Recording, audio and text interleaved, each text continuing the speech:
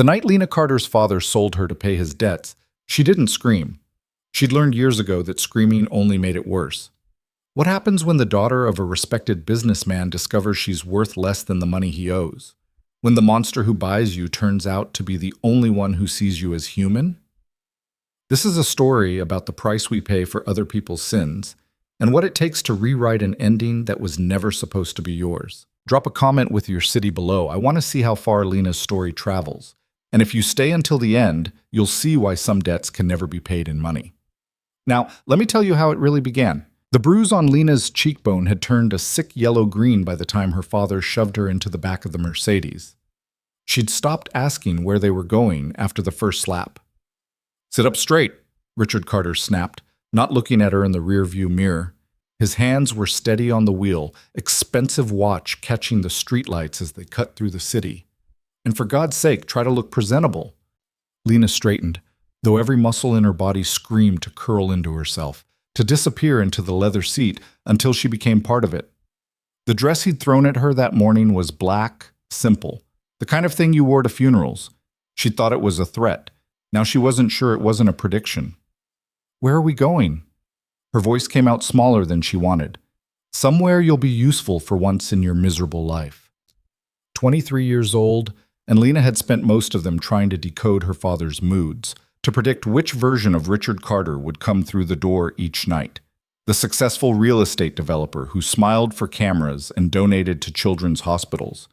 Or the man who'd held her mother's head underwater in the bathtub until she stopped fighting, then called it an accident when the ambulance arrived. Lena had been 12. She'd learned to be quiet. The city blurred past, familiar streets giving way to the kind of neighborhood where the houses hid behind gates and walls, where money didn't just talk. It whispered, making sure only the right people heard. Her father's knuckles were white on the steering wheel. She'd never seen him nervous before. The discovery sat in her stomach like a stone. "Dad, shut up. Let me think." She shut up. The house, mansion, really, appeared at the end of a long driveway lined with trees that seemed to absorb sound. Lights blazed from every window, but somehow the place still looked dark. Gothic architecture, the kind that belonged in old movies about vampires and secrets. Lena's skin prickled.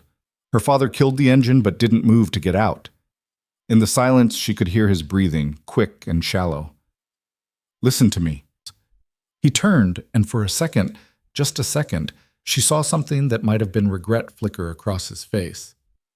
Then it was gone, replaced by the cold calculation she knew better. Victor Hale is not a man you disrespect. You do exactly what he says. You smile. You don't speak unless spoken to. And you do not embarrass me. Understand? Victor Hale. The name landed like a punch. Everyone knew that name, even if they pretended not to. The kind of man whose business dealings stayed out of the papers because the papers knew better. The kind of man who made problems disappear, along with the people who caused them. "Dad, please!" The fear came out raw, undisguised. "What did you do?" His hand shot out, gripping her jaw hard enough to make her eyes water. "I kept us alive. That's what I did. Now get out of the car and remember what I taught you about gratitude." He'd never taught her anything about gratitude. He'd taught her about obedience, about silence, about making herself small enough that his anger might miss her. Sometimes it even worked. The front door opened before they reached it. A woman stood in the entrance, 50-something, with steel-gray hair pulled back tight and eyes that cataloged everything in 3 seconds flat. She looked at Lena the way you'd examine a package that arrived damaged. "Mr. Carter, you're late." Her voice carried the flat affect of someone who'd stopped being impressed by anything years ago. "There was traffic, Mrs. Chen. Please tell Mr. Hale. He knows you're here." She stepped aside, gesture sharp. "Wait in the study. Not you," she added, before Lena could follow her father inside. "You come with me." Richard didn't argue, didn't look back. He just disappeared into the house like he was being swallowed, and Lena felt the first real stab of panic. Whatever was happening, he was afraid too. That somehow made it worse. Mrs. Chen's hand on her elbow was firm, but not cruel. "This way." The house was exactly what Lena expected. Too much of everything. Marble floors, art that probably cost more than most people made in a lifetime. The kind of silence that only money could buy. But there was something else, too. Something she couldn't name. It felt lived in, despite the museum quality. Someone actually existed here, not just displayed themselves. They stopped at a door. Mrs. Chen knocked twice, waited, then opened it without waiting for a response. "She's here!" The man behind the desk didn't look up immediately. He was reading something, pen moving across paper in quick, decisive strokes. Late 30s, dark hair starting to silver at the temples, wearing a simple black shirt rolled to the elbows. Not what Lena expected. The monsters in her head had always looked more obvious. "Thank you, Mrs. Chen." His voice was low, controlled. "Wait outside, please." The door clicked shut. Lena stood there, hands clasped in front of her like a child called to the principal's office, trying not to shake, trying to remember how to breathe. Victor Hale set down his pen and finally looked at her. The first thing she noticed was that he didn't smile. No false warmth, no performance. He just looked, really looked, his gaze moving from the fading bruise on her face to the way she held her left arm slightly bent, protecting ribs that hadn't fully healed from 2 weeks ago when her father had gotten creative with his belt. Something shifted in his expression, not pity, something harder. "Sit down." It wasn't a request, but it wasn't quite an order either. Lena sat, perching on the edge of the leather chair like she might need to run. Her heart was doing strange things, beating too fast and too slow at the same time. "Your father owes me money." Victor leaned back, fingers steepled. "A considerable amount. Do you know anything about that?" She shook her head. The truth was, she knew nothing about his business. He'd made sure of that, keeping her locked away in that house like some shameful secret, trotted out only when appearances demanded a dutiful daughter. "No, I didn't think so." He opened a drawer, pulled out a file folder, slid it across the desk. "Look at this." Lena's hands trembled as she opened it. Financial records, page after page of numbers that might as well have been written in another language. She looked up, helpless. "I don't understand. Your father embezzled $7 million from a development project we were partnered on. He's been covering the shortfall by moving money between his other properties, creating a shell game that's about to collapse. In 3 days, maybe 4, the whole thing comes apart, and a lot of people lose everything." Victor's voice stayed level, but something burned underneath it. People who can't afford to lose, families, retirement funds. He doesn't care. He never has. The words landed, but didn't quite connect. $7 million. It was too big, too abstract. But the part about not caring, that she understood. When I confronted him yesterday, he offered me a solution. Victor's eyes locked on hers. "You." The room tilted. Lena gripped the arms of the chair, nails digging into leather. "He said you'd be adequate compensation for the debt, that you'd be obedient, useful, whatever I needed." His mouth twisted. "He brought paperwork, a contract. Very thorough, very detailed about what you'd be expected to provide." Bile rose in her throat. She was going to be sick. She was going to pass out. She was... "Breathe." The command cut through the spiral. "Lena, breathe." She sucked in air, then again, fighting the black spots dancing in her vision. When the world stabilized, Victor was watching her with that same unreadable expression. "I need you to understand something." He leaned forward, elbows on the desk. "I do a lot of things that most people would consider morally questionable. I've made my peace with that. But I don't traffic in human beings, and I sure as hell don't accept them as payment for debts. What your father proposed disgusts me." Hope, small and fragile and probably stupid, fluttered in her chest. "Then why?" "Because I wanted to see you. I needed to know if you were part of this, if you were complicit in his schemes, or if you were what I suspected." His jaw tightened. "A victim he's been using your whole life." The word hit harder than her father's fists ever had. Victim. She'd never let herself use it, never let herself be it. Victims were weak. Victims gave up. She'd survived, hadn't she? That had to count for something. "I'm fine," she said automatically. "I don't need—" "Don't." Victor's voice went sharp. "Don't lie to me, and don't insult your own intelligence. You have a fractured rib, probably 2. That bruise on your face is at least 4 days old. You're holding yourself like someone expecting to be hit. And your father just traded you to a stranger to cover his gambling debts? Yes, gambling. That's where most of the money actually went. Like you were a used car he didn't want anymore. Each word was a crack in the wall she'd built around herself. Lena felt it crumbling, felt something dangerous rising underneath. What do you want from me? The question came out broken. Right now? Nothing. You're going to stay here tonight. Mrs. Chen will show you to a room. Tomorrow we'll talk about what happens next. But first, he picked up his phone, pressed a button. Send him in. The door opened. Her father walked in with the kind of false confidence that meant he was terrified, trying to act like he owned the room when everyone knew he didn't. Victor, I trust everything is in order. Get out. Richard stopped mid-step. Excuse me? I said get out. Victor stood and Lena suddenly understood why people feared him. He wasn't bigger than her father, wasn't physically more imposing. But there was something in the way he occupied space, the way the air itself seemed to sharpen around him. Your daughter stays. You leave. We're done. Now wait just a minute. Richard's voice climbed. We had an agreement. We had nothing. You came to me with a proposal so vile it took effort not to put you through that window. The only reason you're walking out of here instead of being carried is because I want you conscious for what comes next. Lena watched her father's face cycle through confusion, anger, fear. He looked at her, really looked at her, maybe for the first time in years. Lena, sweetheart, tell him. Don't. Victor moved around the desk, placing himself between them. Don't speak to her. Don't look at her. Just leave. She's my daughter. No. The word was absolute. She was your victim. She was your punching bag. She was your insurance policy. But she's not your daughter, because fathers don't do what you've done. Fathers don't sell their children. Richard's face went red, then white. He pointed a shaking finger at Victor. You have no idea who you're dealing with. I have friends, connections. You have debts and enemies, and about 48 hours before everyone knows exactly what you are.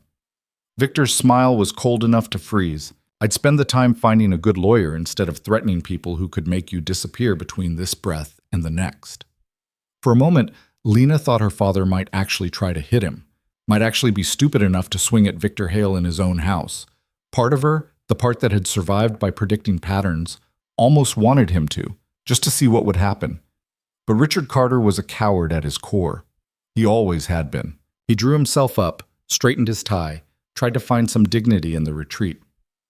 This isn't over. Yes, Victor said quietly. It really is. Mrs. Chen appeared in the doorway like she'd been waiting. Maybe she had been. Mr. Carter, this way. He left. Didn't look back. Didn't try to take Lena with him. Just walked out of the room, out of the house, and the sound of the front door closing was the loudest thing Lena had ever heard. The silence that followed felt like standing in the eye of a hurricane. Lena sat frozen, waiting for the walls to collapse, for the floor to drop out, for something to make sense of what had just happened. Are you hurt? Victor was looking at her again, that same assessing gaze. Beyond what I already saw? She shook her head, then stopped. Honesty felt dangerous, but lying felt impossible. My ribs, from last week, and my shoulder, but that's older. He swore, quiet and vicious. Then he was moving, pulling out his phone. I'm calling my doctor. He's discreet and he makes house calls. You don't have to agree to be examined if you don't want to, but I'd strongly recommend it.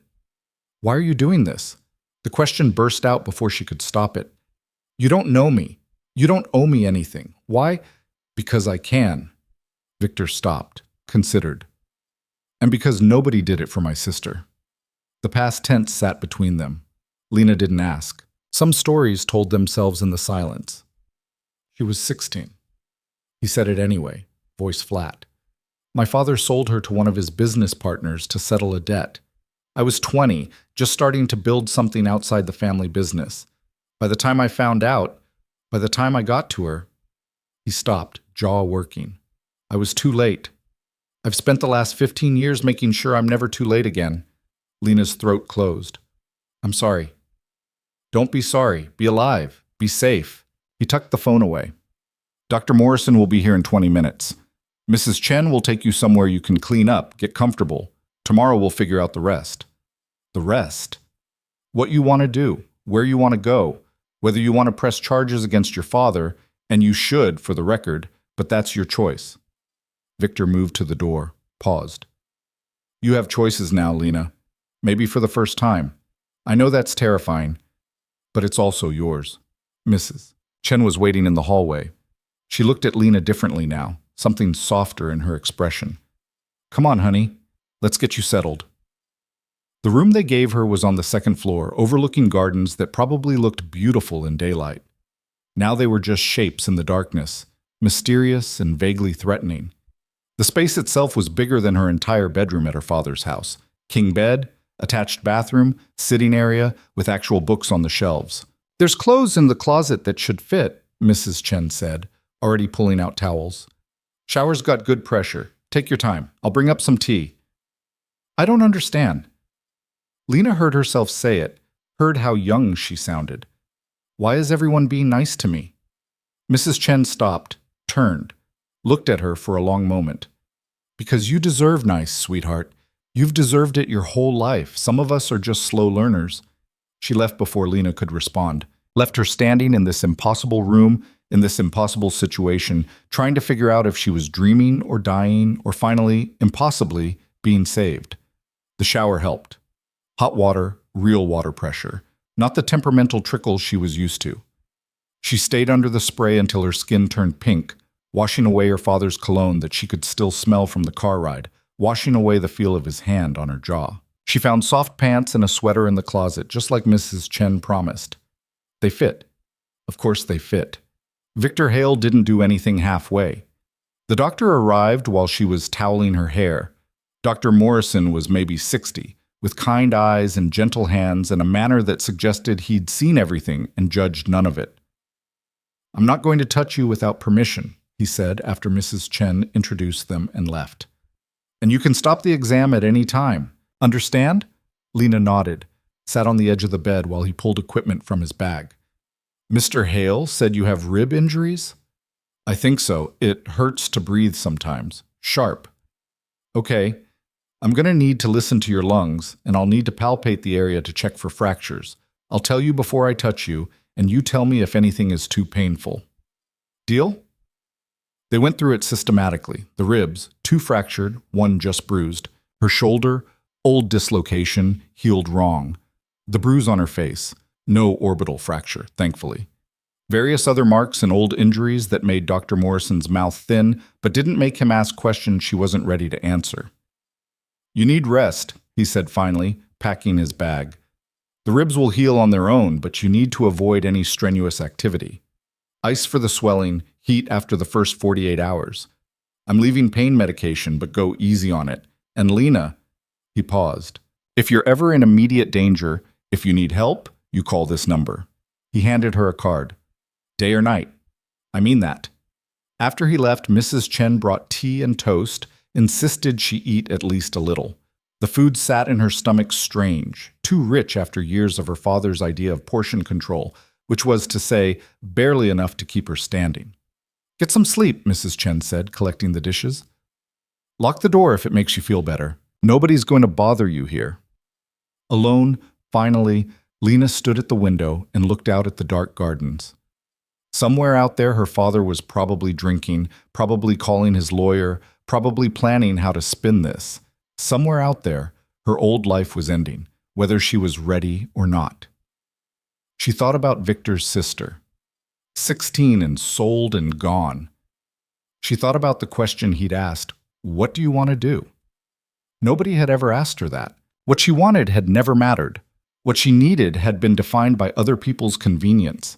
The idea that she could choose, could decide, could want something, and maybe even get it, it was too big to hold. But standing there in the dark, ribs aching and heart racing, Lena Carter let herself want something for the first time in her adult life. She wanted to destroy her father, not physically, not violently. She wanted something better than that. She wanted to dismantle him piece by piece, to take everything he'd built on other people's pain and burn it to ash. She wanted him to feel what she'd felt, small, powerless, erased. And maybe, if Victor Hale was serious about helping, she could actually do it. The thought should have scared her. Instead, it felt like the first deep breath she'd taken in years. Shut. Morning came with weak sunlight and the smell of coffee. Lena woke disoriented, reaching for familiar things that weren't there. The crack in the ceiling above her bed, the sound of her father's television downstairs, the weight of dread that usually settled on her chest before her eyes even opened. This ceiling was smooth. The house was quiet. The dread was gone, replaced by something that felt dangerously like hope. She found clothes, jeans that fit, a soft blue sweater, socks. Everything felt like it belonged to someone else, someone who deserved comfort. She pulled them on anyway. Downstairs, Mrs. Chen was in the kitchen doing something with eggs that smelled amazing. "Sit," she commanded. "You need to eat." "I don't want to be a bother." "If you finish that sentence, I'm going to be very disappointed." Mrs. Chen slid a plate in front of her. "Eat. Mr. Hale wants to see you after breakfast. In the study." The food was perfect. Lena ate slowly, trying not to seem too hungry, trying to remember how to act like a person instead of a problem. Mrs. Chen watched her with sharp eyes, but didn't comment, just refilled her coffee and went back to whatever she was cooking. Victor was on the phone when Lena knocked on the study door. He waved her in, pointed to a chair. "I don't care what his lawyer says," he was telling someone. "The forensic accounting speaks for itself. Have the full report ready by Friday." A pause. "Good. Thank you, Martin." He hung up, gave Lena his full attention. He looked tired, she realized, like maybe he hadn't slept much either. "How are you feeling?" "Better." It was true. The pain medication Dr. Morrison left had helped, but more than that, sleeping in a room where she didn't have to listen for footsteps in the hallway had done something. "Thank you. For the doctor, for the room, for—" She gestured vaguely. "Everything. Don't thank me yet. We need to talk about what happens next, and you're not going to like all of it." Lena's stomach tightened. "Okay. Your father is going to try to get to you. He's going to call, probably show up here, definitely use every manipulation tactic he knows to get you back under his control." Victor leaned forward. "Not because he loves you or misses you, but because you're the only leverage he has left. Once his business partners realize what he's done, once the authorities start digging, he's finished. You become his insurance policy. He can't make me go back." "Legally? You're right.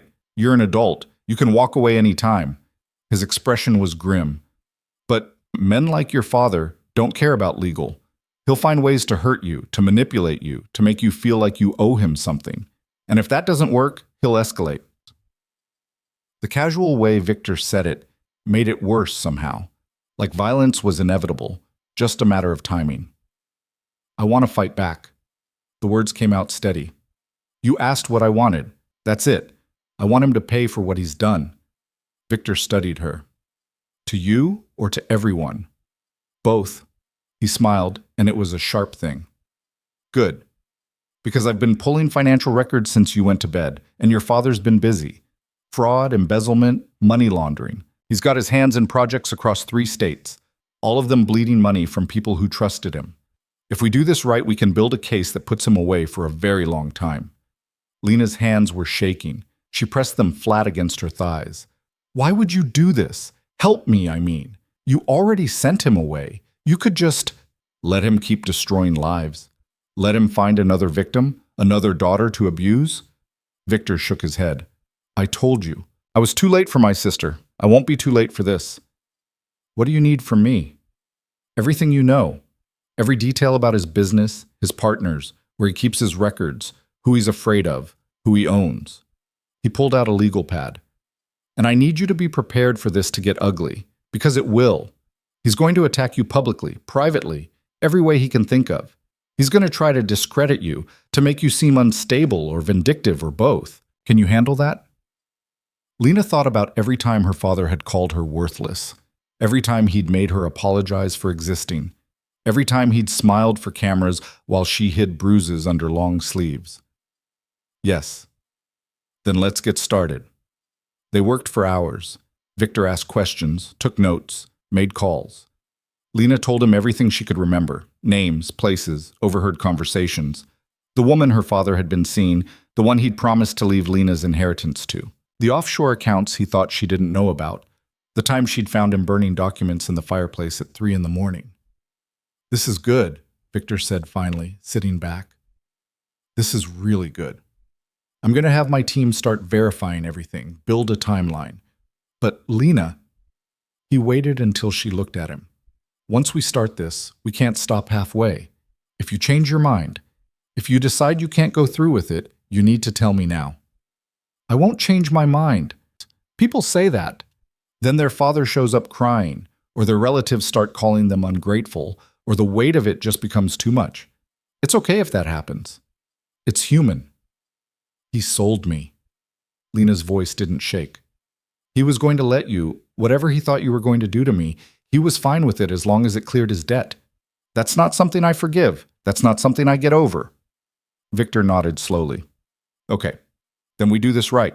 We do this legal, documented, airtight. And when we're done, Richard Carter won't be able to hurt anyone ever again." The first call came that afternoon. Lena's phone, the one her father had given her, the one he paid for, lit up with his number. She stared at it, watched it ring and ring until it went to voicemail. 30 seconds later, it started again. "Don't answer," Victor said. He was across the room, working on his laptop, but apparently paying attention. He's testing boundaries, seeing if you'll cave. The phone rang 6 more times. Then the text started. "Lena, please call me. I don't know what that man told you, but you need to come home. You're confused. You're not thinking clearly. This is ridiculous. I'm your father. You're making a huge mistake. Call me now." Each message was a little more desperate, a little angrier. Lena turned the phone face down, but she could still feel it buzzing like a trapped wasp. "He's going to keep trying," she said. "Yes, and eventually he's going to show up here, probably with police or lawyers or both, claiming you're being held against your will." Victor closed his laptop. "Which is why tomorrow we're going to the authorities ourselves. We file a report about the abuse, we get a restraining order, and we establish on record that you're here by choice. Get ahead of his narrative. Will they believe me? Some will, some won't. But we'll have documentation, Dr. Morrison's exam, photographs, your testimony. It's a start." That night, Lena couldn't sleep. She sat in the window seat, looking out at the dark, replaying every conversation with her father she could remember, looking for clues she'd missed, patterns she should have seen. A knock made her jump. "It's me!" Victor's voice came through the door. "You okay?" She opened it. He was still dressed, looked like he hadn't even tried to sleep yet. "Can't stop thinking," she admitted. "Yeah, first night after everything changes is always the hardest." He hesitated. "Want some company? I make terrible small talk, but I'm decent at comfortable silence." They ended up in the kitchen. Mrs. Chen had left supplies for tea, and Victor proved surprisingly competent at preparing it. They sat at the island, steam rising between them, not talking about fathers or debts or revenge. "What did you want to be?" Victor asked eventually. "Before all this, did you have plans?" Lena had to think about it. Her dreams had been small, cramped things, shaped by the boundaries of her father's control. "I wanted to study literature, maybe teach. I like stories about people escaping things, starting over. Guess I should have paid more attention to how they did it." "You're doing it now." "I'm sitting in a stranger's kitchen drinking tea at midnight because my father tried to sell me. That's not exactly a heroic escape. It's still an escape." Victor cupped his mug, staring into it. "And I'm not a stranger anymore. I'm an accomplice." She smiled despite everything. "Is that what we are?" "Seems like it. You're helping me take down a white-collar criminal. I'm helping you reclaim your life. That's partnership, or conspiracy, depending on how you look at it." "What do you get out of this?" The question had been building since yesterday. "Really? You've spent money, time, resources? Why?" Victor was quiet for a long time. When he spoke, his voice was different, raw in a way she hadn't heard before. "When my sister died, I swore I'd never let it happen again. That I'd use everything I built, every connection, every dirty trick I learned, to make sure other people's sisters didn't end up like mine." He looked up, met her eyes. "You want to know what I get? I get to sleep at night knowing I kept that promise. That's it. That's all I need." Lena felt something crack open in her chest. Not pity, not gratitude, recognition. They were both running from ghosts. They just found different ways to fight back. "Thank you," she said quietly, "for being too late for her but not for me." His smile was sad. "Don't thank me until we win." The week that followed was chaos in slow motion. Police reports, medical documentation, restraining orders, lawyers who looked at Lena like she was either the bravest person they'd ever met or the most foolish. Calls from numbers she didn't recognize, messages from relatives she barely remembered, all wanting to know what she thought she was doing, turning against family like this. Her father's lawyer tried to paint it as a misunderstanding, a family dispute blown out of proportion by a daughter having some kind of breakdown. Victor's lawyers buried them in evidence. Then the financial investigation started picking up speed. Martin, Victor's forensic accountant, found the first major discrepancy in her father's development deal, the one that had started all of this. Then another. Then a whole pattern of fraud stretching back almost a decade. "He's been doing this for years," Martin explained, spreading documents across Victor's desk while Lena watched. Small enough amounts that individual investors wouldn't notice. Large enough that when you add it all up, we're talking about $30 million. The number didn't feel real. Lena stared at the papers, at her father's signature on contract after contract, promise after broken promise. How many people did he steal from? Directly, about 200. Indirectly, if we count everyone affected by the projects that failed because of missing funds, Martin shrugged helplessly. Thousands. "And he used me," Lena said slowly, pieces clicking together. "The dutiful daughter, the family man image. That's why he kept me around, kept me visible enough to seem normal, but controlled enough that I couldn't mess up his performance." "A prop," Victor agreed, voice tight with anger. "He used you to sell a lie." That night, Lena drafted her first public statement. Victor's PR team helped, but the words were hers. "My name is Lena Carter, and my father, Richard Carter, is a fraud. But before he stole millions from investors, before he destroyed families and livelihoods, he stole something from me, my childhood, my safety, and my right to exist as anything other than his property. I'm done being silent, I'm done protecting him, and I'm done letting him hurt people." They didn't publish it yet. Victor wanted everything ready first, the evidence, the legal case, the protective measures. They had one shot at this, and it had to be perfect, but Lena kept the draft on her phone, reading it over when doubt crept in. When her father's texts got more threatening, when her courage wavered.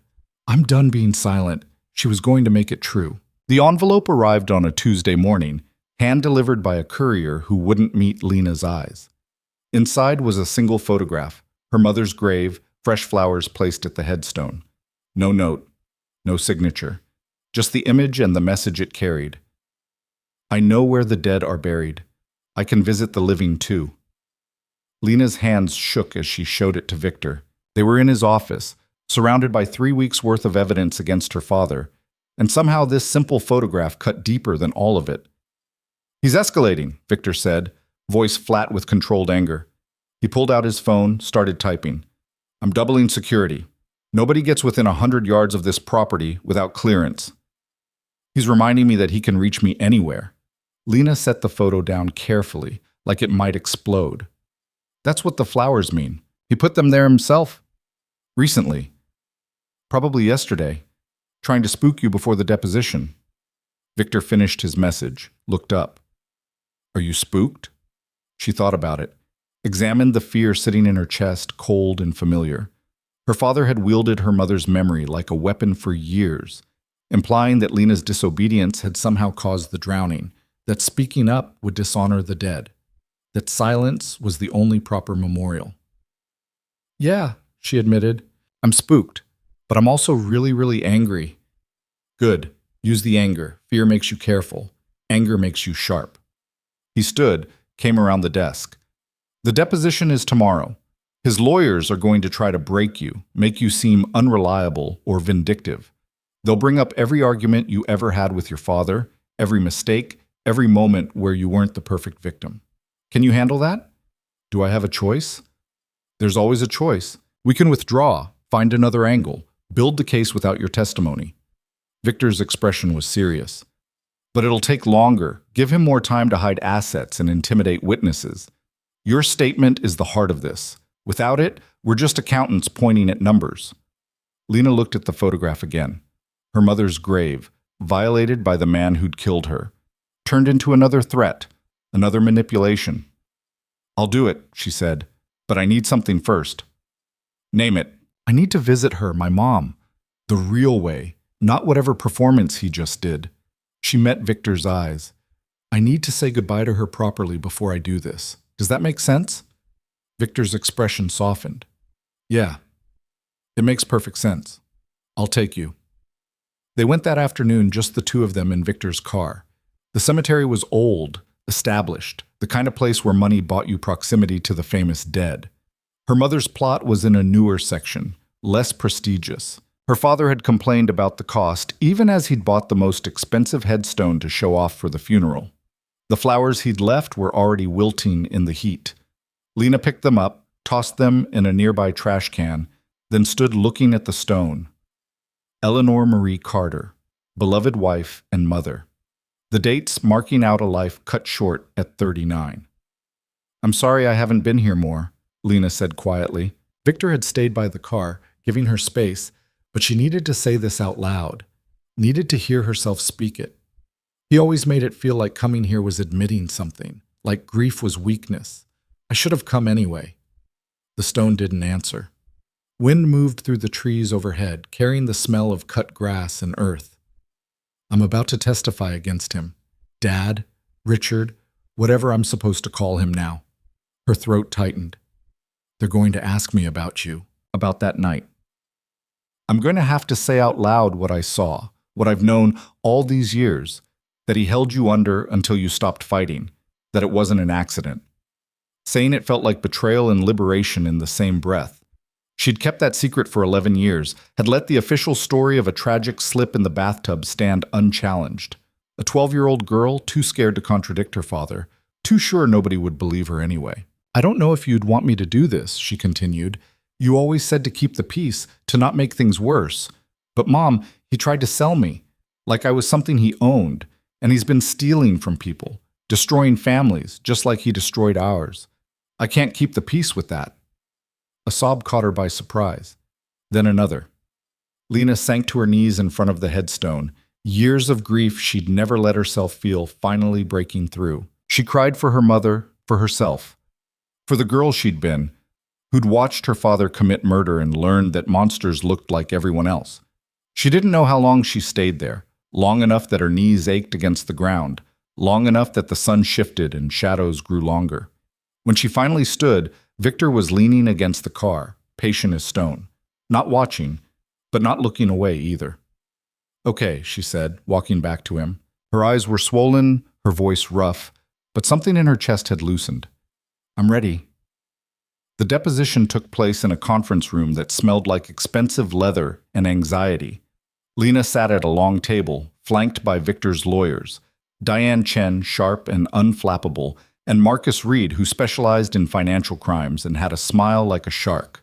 Across from them sat her father's legal team, 3 men in identical gray suits who'd probably coordinated that morning, and her father.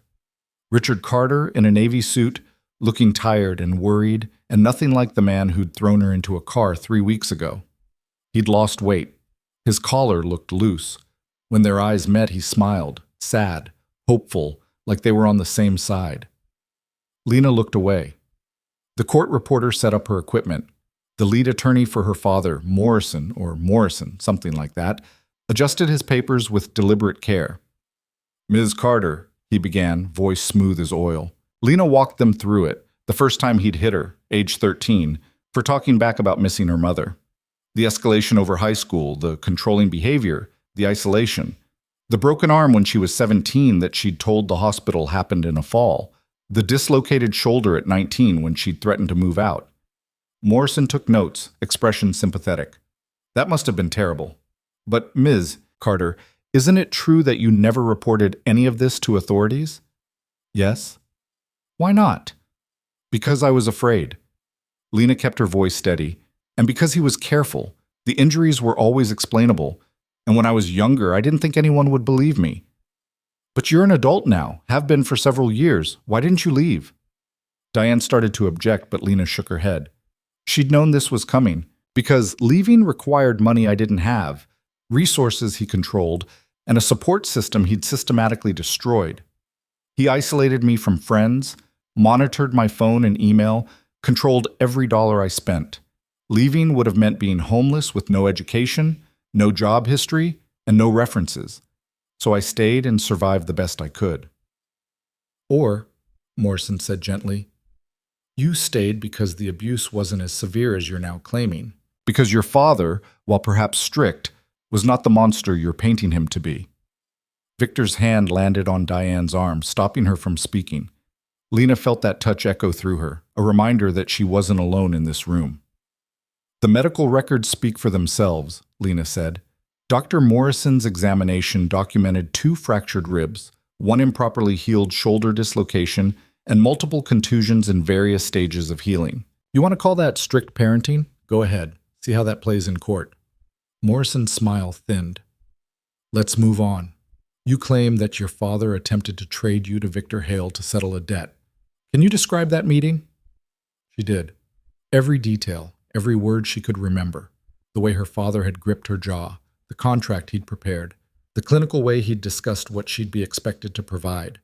Across the table, her father's face went pale, then red. That's not, he started. Mr. Carter, please. His lawyer silenced him with a look. Miss Carter, do you have any proof of this alleged contract? Did you see it yourself? Mr. Hale saw it. He can testify to its existence. But you personally did not read it. No, I was too busy trying not to throw up. Morrison made a note. Ms. Carter, isn't it possible that you misunderstood the situation? That your father was perhaps discussing a business arrangement with Mr. Beswans? Hale that you, in your emotional state, misconstrued as something more sinister?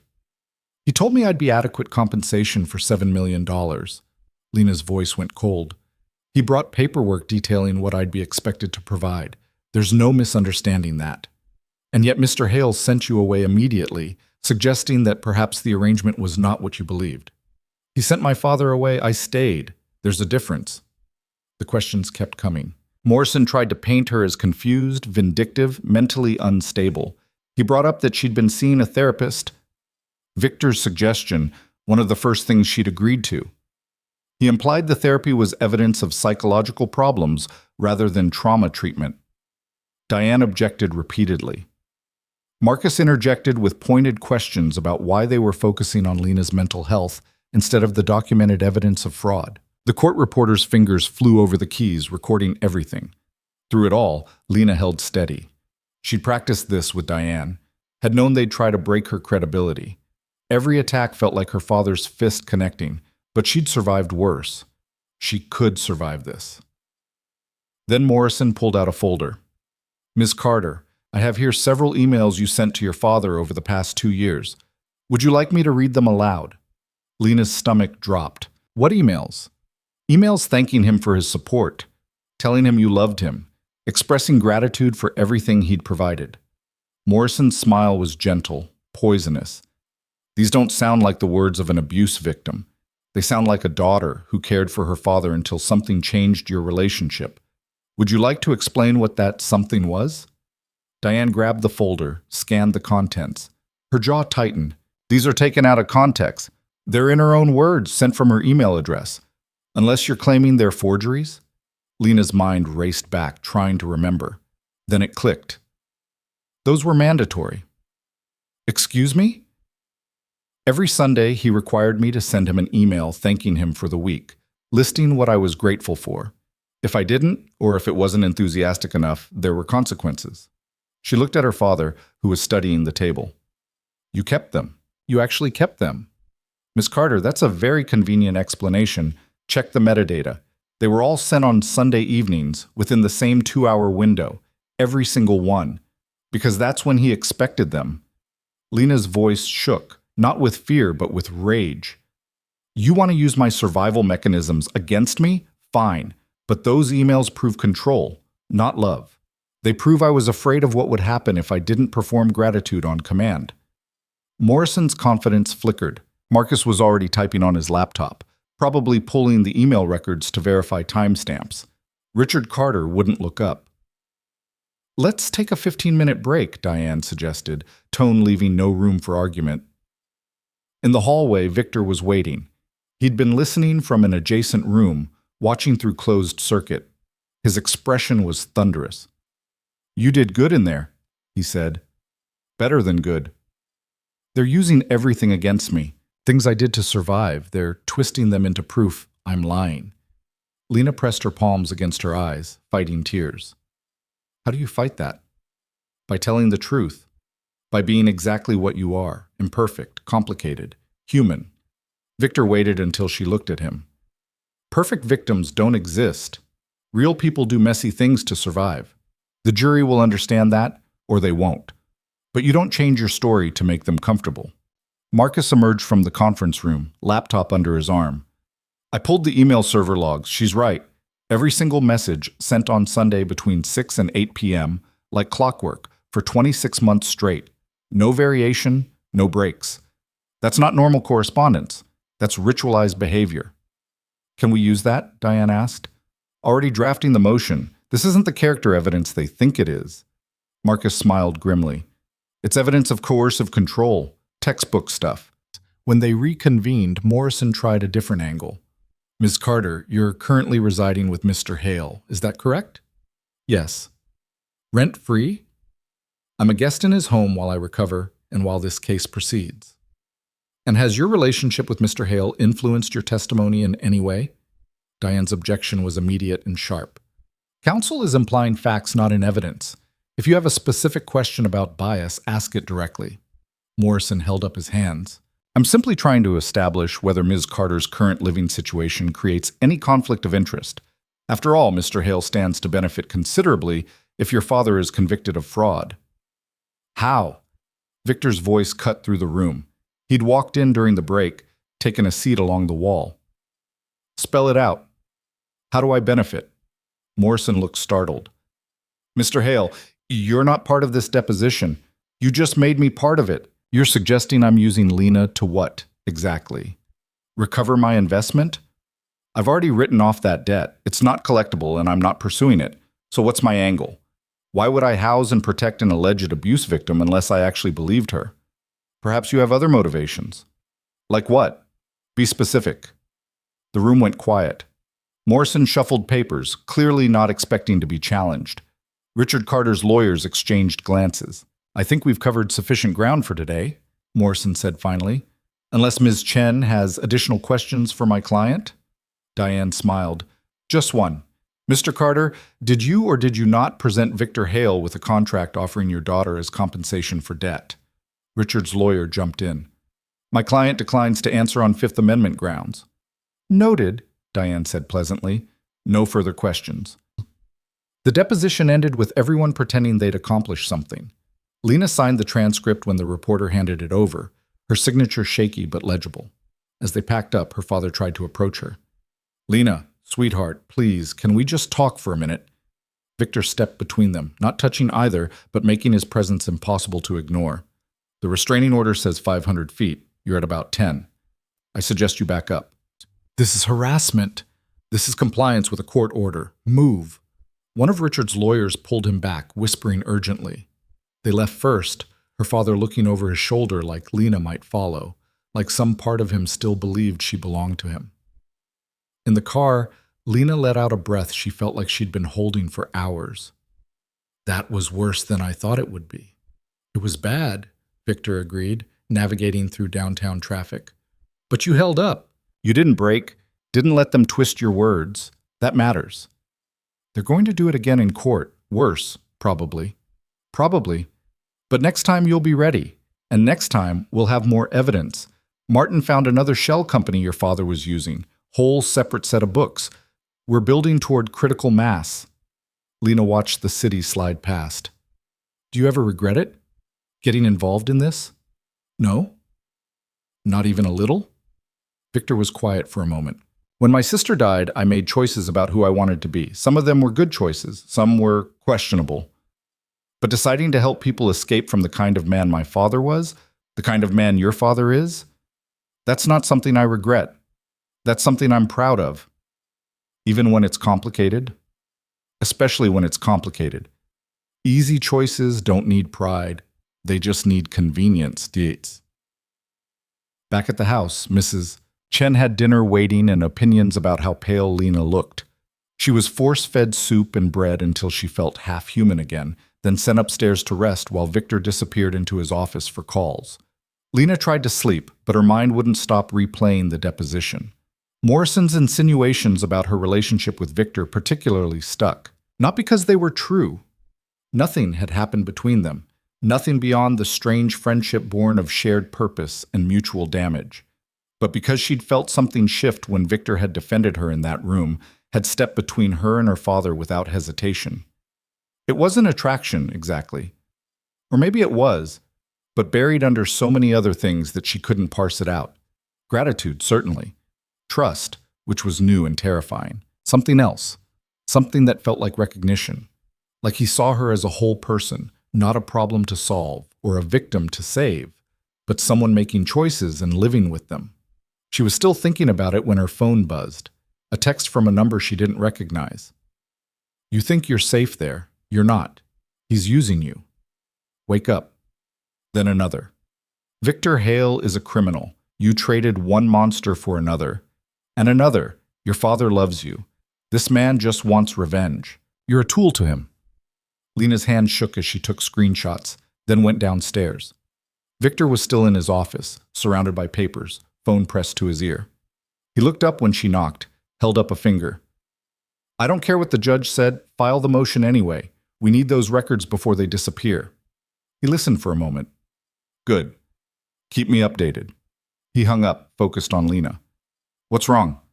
She showed him the text, watched his expression darken. That's your father's number? No, I don't recognize it. But it has to be him, or someone working for him. Victor held out his hand for the phone, scrolled through the messages. I'm having these traced, and I'm putting a block on unknown numbers for you. This is intimidation, pure and simple. What if they're right, though? The question slipped out before Lena could stop it. What if I am just a tool? What if this whole thing is just about you getting revenge on someone who reminds you of your father? Victor set the phone down carefully. Is that what you actually think? I don't know what I think anymore. That deposition, they made everything sound so reasonable from his side.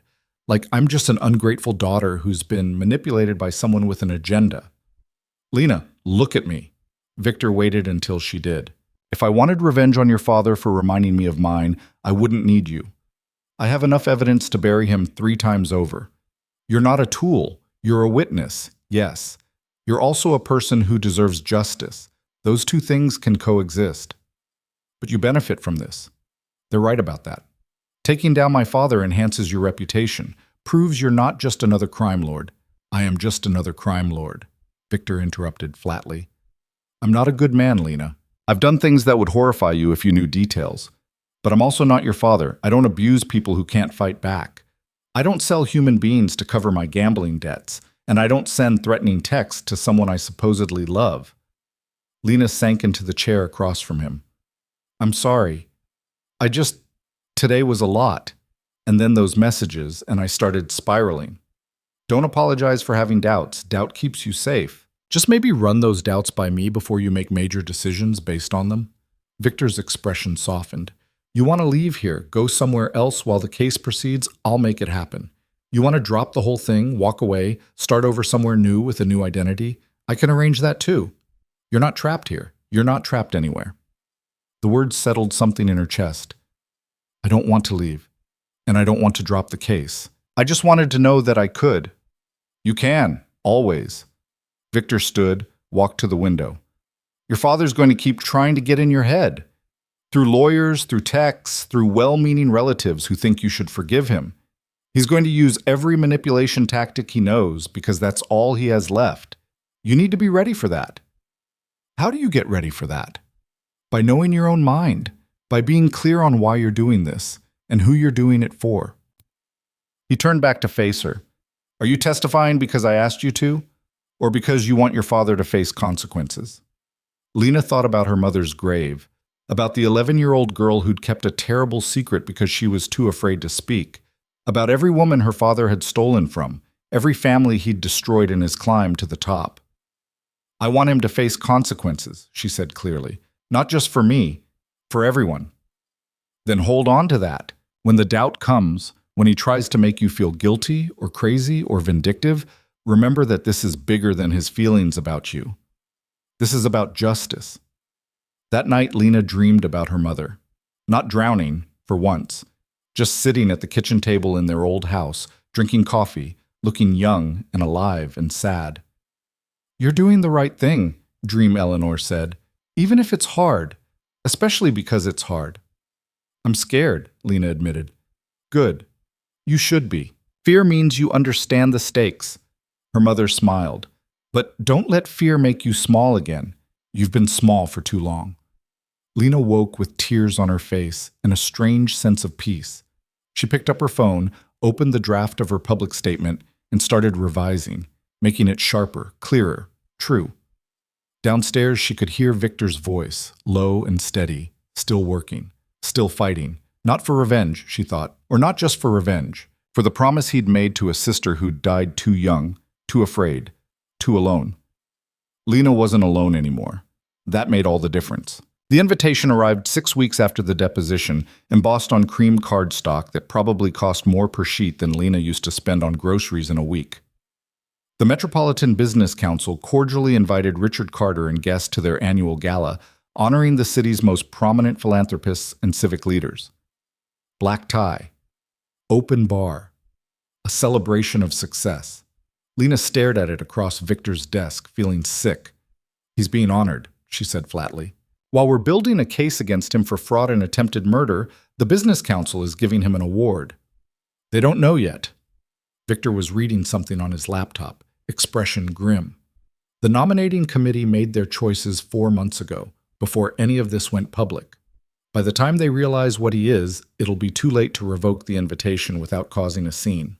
So he gets to stand up there and accept applause while his victims watch from home? Not exactly. Victor closed the laptop, gave her his full attention. I've been thinking about timing. We have enough evidence now to move forward. The forensic accounting is solid. The witness statements are documented. The DA is ready to file charges. We've been waiting for the perfect moment to go public, to make sure everything lands at once so he can't spin it. What if that moment is the gala? Lena's heart kicked against her ribs. You want to expose him there? In front of everyone? I want to let you expose him. If you're ready. Victor pulled up a file on his computer, turned the screen so she could see. We leaked the story to 3 major outlets the morning of the gala. Financial crimes, abuse allegations, the attempted sale of his daughter. All of it, with full documentation. By the time the event starts that evening, every guest will have seen the news. Your father shows up expecting an award, walks into a room full of people who know exactly what he's done. He won't show up. Once the story breaks, he'll hide. He will show up, Victor said with certainty, because not showing up is admission. His entire defense has been that you're lying, that this is all a misunderstanding blown out of proportion by a vindictive daughter and her criminal benefactor. If he runs, that defense collapses, so he'll come, and he'll smile, and he'll try to brazen it out. Lena imagined it. Her father in a tuxedo, shaking hands, pretending everything was fine while the walls closed in around him. Part of her wanted it with an intensity that scared her. The other part remembered standing in front of him for 23 years, small and silent, and wondered if she had the courage to do the opposite. What would I have to do? Show up, be seen, let him know you're alive, you're present, and you're not backing down. Victor's expression was careful, watching for her reaction. The evidence speaks for itself, but seeing you there, healthy, whole, choosing to face him, that's powerful. That's the visual that ends his ability to claim victimhood. I'd have to walk into a room full of people who've known him for years, who've done business with him, trusted him. They're going to look at me like I'm destroying a good man's reputation. Some of them will. Others will look at you like you're the bravest person they've ever seen. Victor leaned forward. Lena, I'm not going to lie to you. This will be brutal. The social cost, the emotional toll, the way people will talk about you for years, it's not fair and it's not right, but it's real. You need to decide if you can live with that. She thought about the photograph of her mother's grave, about the emails Morrison had tried to use against her, proof of survival twisted into proof of complicity, about every woman her father had smiled at while stealing their retirement funds. When is it? 2 weeks, Saturday night. We'd need to finalize everything with the DA by Wednesday, coordinate the media release for Saturday morning. Victor pulled out his phone, started scrolling. I can get you into the gala. I'm on the guest list. We show up together, make it clear you're under my protection, and let the evening unfold. What if he tries to hurt me? Physically, I mean, in front of everyone. Then he goes to jail that night instead of after the trial. But I don't think he will. Your father's a coward. He only hits when no one's watching. Victor's voice went cold. In public, with witnesses and cameras, he'll use words instead. Try to hug you, maybe. Play the concerned father. You need to be ready for that performance. Lena stood, walked to the window. The gardens were in full bloom now, late summer colors blazing in the afternoon light. She'd been living in this house for almost 2 months, had learned its rhythms, its quiet spaces, the way Mrs. Chen hummed while cooking and Victor paced when he was thinking through a problem. It had started to feel safe, which was dangerous. Safety made you soft. This thing she was about to do required sharp edges. I want to make a statement, she said, not turning around. Not just show up. I want to speak. Tell my side before he can spin it. The DA might advise against that. Anything you say publicly can be used in court. Everything I've already said can be used in court. This isn't about legal strategy anymore. This is about making sure people hear the truth from me, not filtered through lawyers and news anchors. She turned to face him. Can you make that happen? Victor studied her for a long moment. Yeah, I can make that happen. But Lena, once you do this, there's no taking it back. Your life becomes public property. People will have opinions about every choice you make, every word you say. They'll psychoanalyze your clothes, your tone, whether you cry or don't cry. You ready for that? No. But I'm doing it anyway. They spent the next week preparing. Diane helped Lena craft a statement that was legally sound but emotionally true. Marcus coordinated with the DA's office, making sure the criminal charges would be filed the same day the story broke. Victor worked his contacts in media, ensuring the coverage would be comprehensive and accurate, and Lena practiced.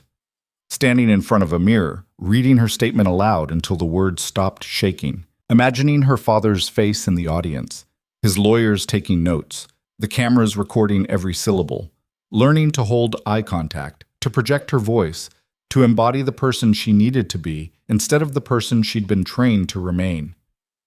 Mrs. Chen appeared one afternoon with a garment bag. For the gala, she said, hanging it on the back of Lena's door.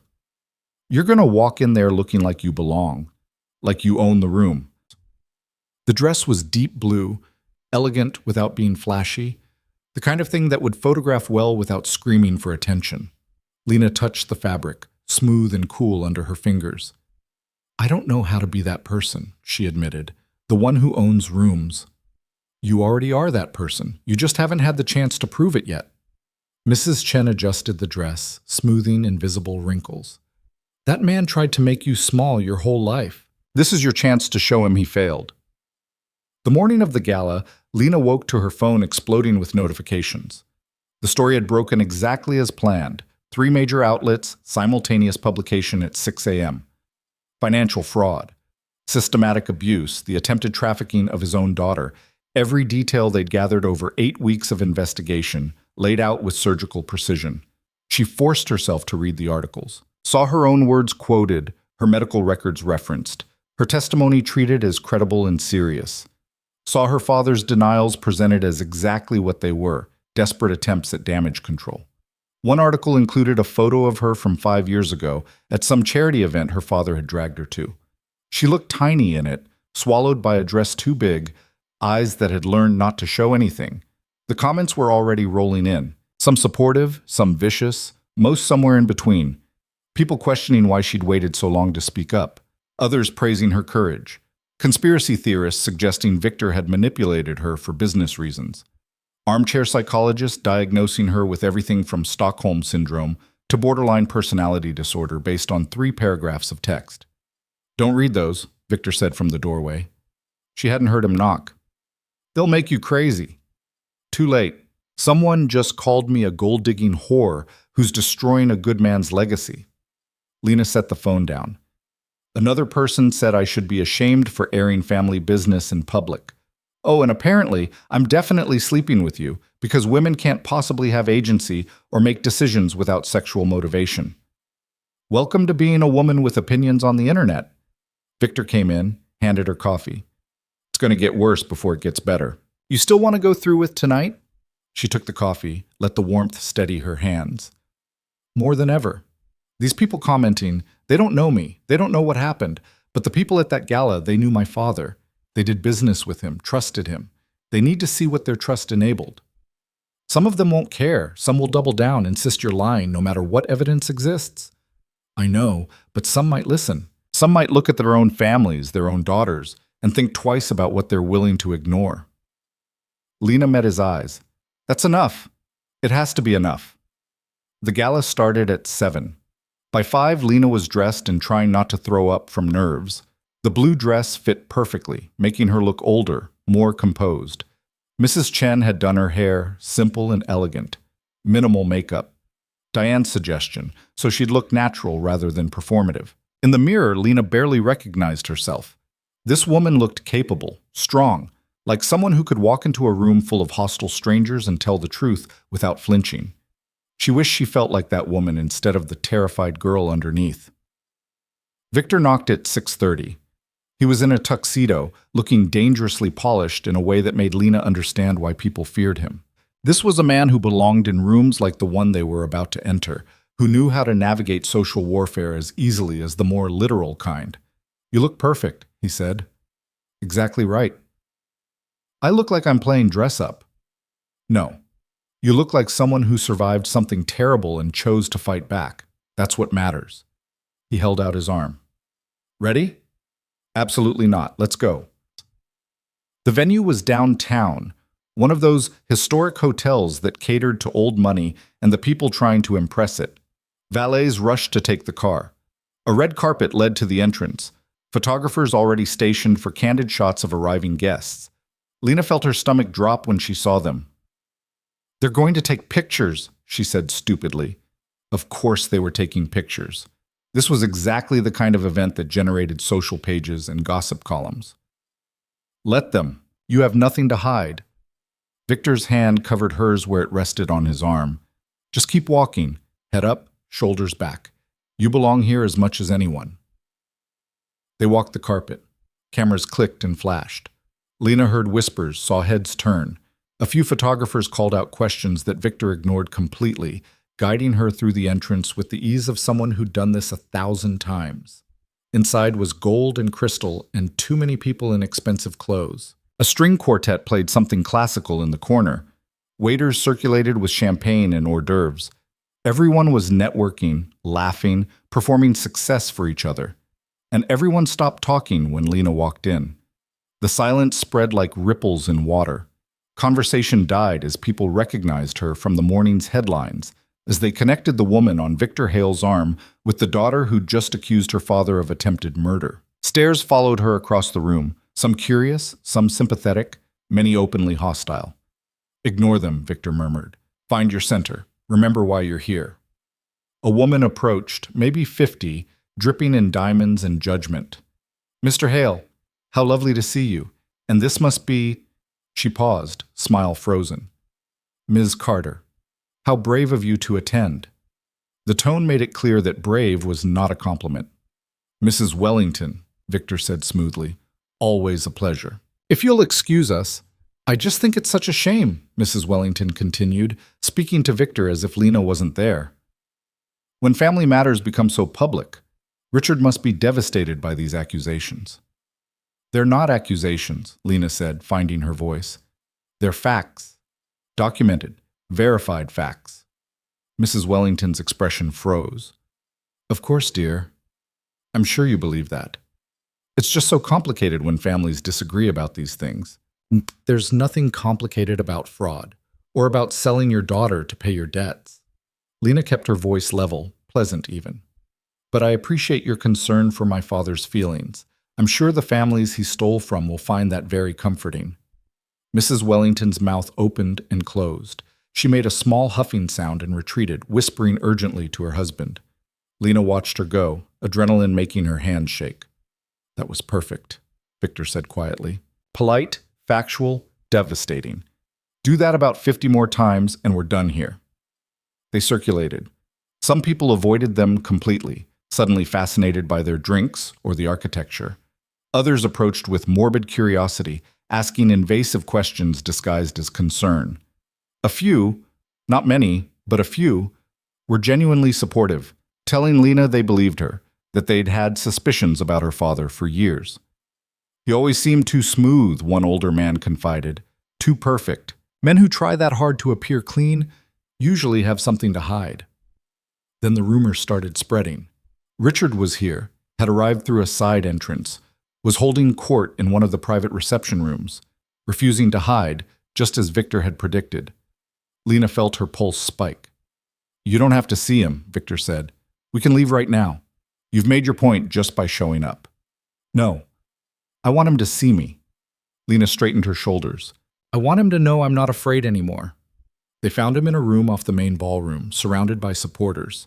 He'd lost more weight, looked almost gaunt in his tuxedo, but his smile was the same, that practiced warmth he'd used to charm investors and hide monsters. He was telling some story, hands gesturing, his audience laughing on cue. Then he saw Lena. The story died mid-sentence. For just a second, genuine emotion crossed his face, shock, fear, something that might have been shame. Then the mask slammed back down. Lena, he said, and his voice broke on her name. Perfect performance. Sweetheart, thank God. I've been so worried. Don't. The word came out harder than she expected. Don't call me that. Don't pretend you've been worried about anything except your reputation. The room went silent. His supporters looked between them, uncertain. A few had the grace to look uncomfortable. I know you're angry, Richard said, moving toward her with his hands out, placating. And you have every right to be. I haven't been the father you deserved. But these accusations, this public spectacle, can't we handle this privately, as a family? We're not a family. Families don't do what you did. I made mistakes. I was desperate. I made terrible choices, and I will regret them for the rest of my life. But selling you? He shook his head, tears actually forming in his eyes. Lena, I was trying to protect you. Mr. Hale said he could help, could keep you safe while I dealt with my business problems. I never meant for you to feel, stop lying. Lena's voice cut through his explanation. You brought a contract. You discussed terms. You specified what I'd be expected to provide. That's not protection. That's trafficking. That's your interpretation, filtered through whatever he's told you. Richard gestured at Victor. This man has manipulated you, isolated you, convinced you that your own father is a monster so you'll help him with his vendetta. You held my mother's head underwater until she drowned. The words came out flat, final. I was 12 years old and I watched you murder her. So don't talk to me about manipulation or vendetta. I know exactly what kind of monster you are. The room exploded in whispers. Richard's face went white, then red. His lawyer, who'd been standing nearby, grabbed his arm. Don't say another word, the lawyer hissed. Not one more word. But Richard shook him off, focused entirely on Lena. You were a child. You didn't understand what you saw. Your mother was drunk. She slipped. It was a tragic accident. She wasn't drunk. You were losing an argument, losing control, and you couldn't stand it. So you killed her and called it an accident, and I kept your secret because I was 12 and terrified. Lena's voice didn't shake. Years of practice at keeping secrets had taught her control, and now she was using it against him. But I'm not 12 anymore, and I'm not keeping your secrets. You're confused. This man has confused you. Stop blaming him for my choices. I'm here because I want to be. I'm speaking because I have things to say. And the only person responsible for destroying your reputation is you. She stepped closer and her father actually backed up. You did this. Every crime, every lie, every person you hurt. That's all you. Own it. Someone was filming. She could see phones up, recording the confrontation. By tomorrow, this would be everywhere. The thought should have terrified her. Instead, it felt like armor. Richard looked around the room, desperate now. You all know me. You know I'm not... I would never... This is character assassination. This is consequence, Victor said quietly. He'd stayed silent until now, letting Lena lead. Something you've avoided your entire life. But not anymore. The lawyer was pulling Richard toward the exit now, whispering urgently about lawsuits and damages and shutting up immediately. Richard went, but he kept looking back at Lena like she was something he didn't recognize. Good.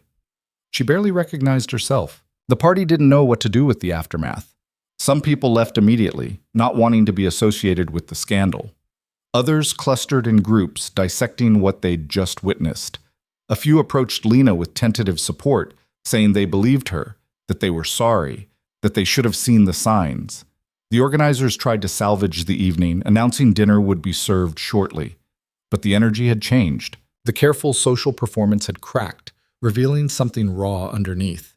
Lena found herself standing by a window, looking out at the city lights, trying to process what she'd just done. She'd confronted her father in front of witnesses, had spoken the truth about her mother's death out loud for the first time in 11 years, had chosen exposure over safety, and survived it. You okay? Victor appeared beside her, 2 glasses of champagne in hand. He offered one. You don't have to drink it, but you should probably hold it. People get weird when you don't hold drinks at these things. She took it, grateful for something to do with her hands. I just accused my father of murder in front of 100 people. You did. It's going to complicate the legal case. Diane's probably having a stroke right now. But it was also the most honest thing anyone said in this room all night. Victor was quiet for a moment. How do you feel? Lena examined the question. Terrified, shaky, like I might throw up or pass out or both. She paused. Also proud. Is that wrong? To feel proud of myself for this? No, it's exactly right. They stood there in silence, watching the party try to recover its rhythm. Somewhere Richard was probably calling lawyers, planning his counterattack, figuring out how to spin this. Let him. Lena had spent 23 years managing his reactions, trying to predict his moves. She was done with that. Whatever he did next, she'd handle it. She'd survived this long. She could survive the rest. A commotion at the entrance made them turn. Police officers in uniform pushing through the crowd. Lena's stomach dropped. Had her father actually tried to have her arrested? Was this some new manipulation? But the officers weren't looking at her. They were heading for the side room where Richard had disappeared. That's the DA's office, Victor said, recognition dawning. They filed the charges. They're arresting him now. Here? During the gala? Maximum impact, maximum embarrassment. Your father values appearances above everything. This destroys that. Victor's smile was sharp. I didn't know they were doing this tonight, but I'm not complaining. They couldn't see the actual arrest from where they stood, but they could track it by the crowd's reaction. Gasps, whispers, the sound of someone shouting, then police radios crackling, official voices requesting backup. The party was definitely over now. Richard emerged in handcuffs, face twisted with rage. His lawyer was arguing loudly about excessive force and wrongful arrest. The police ignored him, reading rights with practiced efficiency. As they led him past Lena, their eyes met one last time. He looked at her like she'd betrayed him, like she'd broken some unspoken contract by choosing herself over his comfort, like she was the villain in this story. Lena looked back and felt nothing. Not satisfaction, not grief, not fear. Just a strange, calm certainty that she'd done what needed doing. They took him away. The crowd erupted in conversations, people pulling out phones to call reporters and spread gossip. The gala was abandoned, guests streaming toward exits. Someone from the business council was apologizing profusely to anyone who would listen, promising this wasn't how the evening was supposed to go. We should leave, Victor said, before this turns into a complete circus. They made it to the car. Victor drove in silence while Lena stared out the window, watching the city slide past. Normal people living normal lives, unaware that her entire world had just shifted on its axis. You know what happens next, Victor said eventually. Trial, testimony, media coverage. It's going to be brutal. I know. You sure you're ready for that? Lena thought about the look on her father's face when the handcuffs clicked shut, about the whispered conversations of people who'd enabled him for years, about the families who'd lost everything because of his greed. I'm ready, she said. Whatever it takes. The trial started on a Tuesday in October, 3 months after the gala arrest that had made every news cycle for a week straight. Lena sat in the gallery with Victor beside her, watching jury selection with the kind of detached fascination usually reserved for documentaries about other people's disasters. Except this was her disaster, her life being picked apart by strangers who'd decide her father's fate based on which lawyers told the better story. Diane had warned her about this part. Jury selection is theater, she'd said over coffee 2 days ago. They're not just looking for impartial people. They're looking for people who'll believe our narrative over his.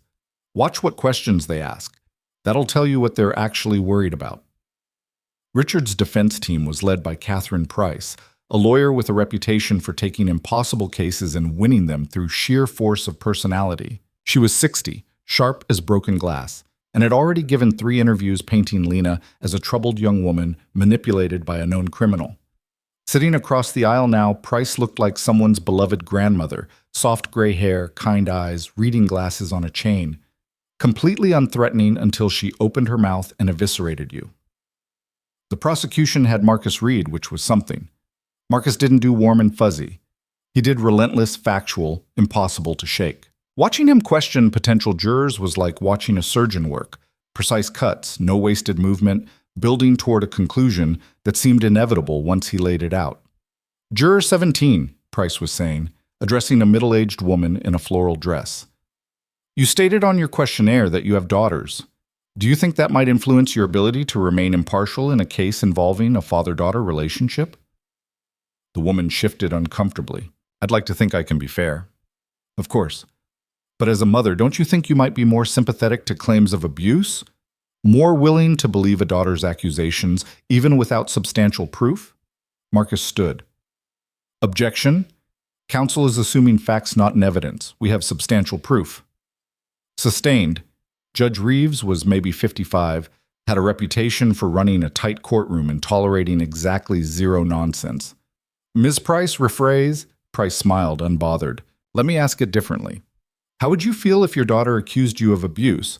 Would you expect people to believe her automatically, or would you want them to examine the evidence carefully? Lena felt Victor's hand close over hers, a brief squeeze. She appreciated the gesture even if it didn't help the nausea currently climbing her throat. This was what the next several weeks would look like. Her pain weaponized, her trauma turned into a logic puzzle for strangers to solve. Jury selection took 3 days. They ended up with 7 women, 5 men, ages ranging from 26 to 68. Lena tried to read their faces, to predict which ones would believe her and which wouldn't. It was impossible. They were just people, tired and inconvenienced, doing their civic duty. Opening statements came on Friday. Marcus went first, laying out the case with devastating simplicity. Richard Carter had spent 15 years building a real estate empire on other people's money. He'd defrauded investors, embezzled funds, created shell companies to hide his crimes. When his house of cards started collapsing, he'd attempted to sell his daughter to settle his debts. When that failed, he'd launched a campaign of harassment and intimidation to silence her. The evidence was extensive, documented, irrefutable. This is a man, Marcus said, standing in front of the jury box, who sees people as transactions. His investors were numbers on a spreadsheet. His daughter was collateral. And when she finally found the courage to speak up, he tried to destroy her credibility rather than face what he'd done. But facts don't care about spin. And the facts, as you'll see over the coming weeks, are damning. Then it was Price's turn. She stood slowly, adjusted her glasses, and smiled at the jury like they were all friends gathering for tea. Ladies and gentlemen, my client is a successful businessman who made some poor financial decisions. That's not a crime. Or if it is, half the business world should be in jail. A few people in the gallery actually chuckled. What we're really here about is a family tragedy. Richard Carter's wife died when his daughter was 12. He raised Lena alone, doing the best he could while building a business that employed hundreds of people. Was he perfect? No. Did they have conflicts? Of course. Every parent and adult child do. Lena's jaw clenched. Victor's hand found hers again. But somewhere along the way, Price continued, Lena fell in with Victor Hale, a man with documented connections to organized crime, a man who's made his fortune through methods that don't bear close examination. And suddenly, This family disagreement became a public spectacle. Suddenly, Richard Carter wasn't a grieving widower who'd made some bad investments. He was a monster who'd sold his daughter, murdered his wife, destroyed countless lives. Price turned, looked directly at Lena. The prosecution wants you to believe that a successful businessman, a pillar of the community, a man who's donated millions to charity, is really a criminal mastermind who somehow hid his true nature for decades. They want you to take the word of a young woman who, by her own admission, has been living with a known criminal for months. A young woman who stands to benefit considerably if her father is convicted and his assets seized. That's not... Lena started to stand, but Victor pulled her back down. Don't, he whispered urgently. That's what she wants. Don't give her the reaction. Price was still talking. I'm not here to attack Lena Carter. I believe she believes what she's saying, but belief doesn't equal truth. And the truth, as we'll demonstrate, is that Richard Carter is guilty of poor judgment, not criminal conspiracy. He's guilty of being a flawed father, not a murderer. And he certainly didn't sell his daughter. He sought help from someone he thought could protect her while he dealt with a business crisis. She sat down. The jury looked thoughtful, which terrified Lena more than if they'd looked skeptical. Thoughtful meant they were considering it. Thoughtful meant Price's narrative was landing. She's good, Lena said quietly as they stood for recess. She made him sound almost reasonable. She is good. That's why he hired her. Victor kept his voice low as they filed out with the rest of the gallery. But Marcus is better, and we have evidence, not just stories. Trust the process. The process, as it turned out, was excruciating. The prosecution spent the first week building the financial case. Forensic accountants explaining shell companies and fraudulent transactions, investors testifying about money they'd lost, bank records showing systematic theft over years. It was damning, comprehensive, and so technical that Lena saw jurors' eyes glazing over by day 3. They're bored, she told Diane during a lunch break. All these numbers, these complicated financial instruments, they're not connecting with it. They don't need to connect emotionally with the fraud, Diane said, picking at a salad. They just need to understand it happened. The emotional connection comes later when you testify. That thought sat in Lena's stomach like lead. Her testimony was scheduled for week 2, after they'd established the financial crimes, but before they got into the abuse allegations. Strategic placement, Marcus had explained. Show them Richard Carter is willing to steal from strangers, then show them what he did to his own daughter. The weekend before her testimony, Lena couldn't sleep. She paced the guest room at Victor's house, practicing her answers to questions she knew were coming. How long had the abuse lasted? Why hadn't she reported it? What proof did she have beyond her word? Sunday night, she found Victor in the study, working despite the late hour. He looked up when she knocked, immediately closing his laptop. Can't sleep? Can't stop thinking. She came in, sat in the chair across from his desk. What if they don't believe me? All the financial stuff, that's documented. But the abuse, the murder, most of that is just my word against his. What if that's not enough? You have medical records. Dr. Morrison's examination, the x-rays showing old injuries consistent with abuse. That's not nothing. It's not proof of who caused them. Price will say, I could have gotten those injuries anywhere, that I'm retroactively blaming my father to support my narrative. Victor leaned back, studied her. Do you want to know what I actually think? Always. I think the jury's going to believe you because you're not trying to be believed. You're just telling what happened. Price is going to come at you hard, try to trip you up, make you seem rehearsed or vindictive. And you're going to sit there and answer honestly, even when honesty makes you look complicated or flawed. That's more convincing than any perfect victim story. What if I freeze? What if I get up there and can't talk? Then you take a breath, ask for water, and start again. The judge will give you breaks if you need them. And Lena, he waited until she looked at him. You've already done the hardest part. You confronted him at the gala in front of everyone. You watched them arrest him. You've sat through a week of this trial listening to his lawyers call you a liar. Testimony is just more of the same, except this time you get to respond. She wanted to believe him, wanted to trust that the truth would be enough, that justice worked the way it was supposed to. But she'd spent too many years watching her father charm his way out of consequences to fully buy it. Monday morning came too fast. Lena wore a simple gray dress, minimal jewelry, the kind of outfit Diane had suggested, professional without being severe, memorable without being flashy. She sat in the witness room while the prosecution called their final financial expert, trying not to throw up from nerves. Then the bailiff came to get her. The courtroom was packed, every seat in the gallery filled, reporters in the back row, sketch artists capturing the scene. Lena walked to the witness stand on legs that didn't quite feel connected to her body, raised her right hand, swore to tell the truth. Marcus started gentle. Basic questions: her name, age, relationship to the defendant, establishing her as a person, not just a victim or a villain.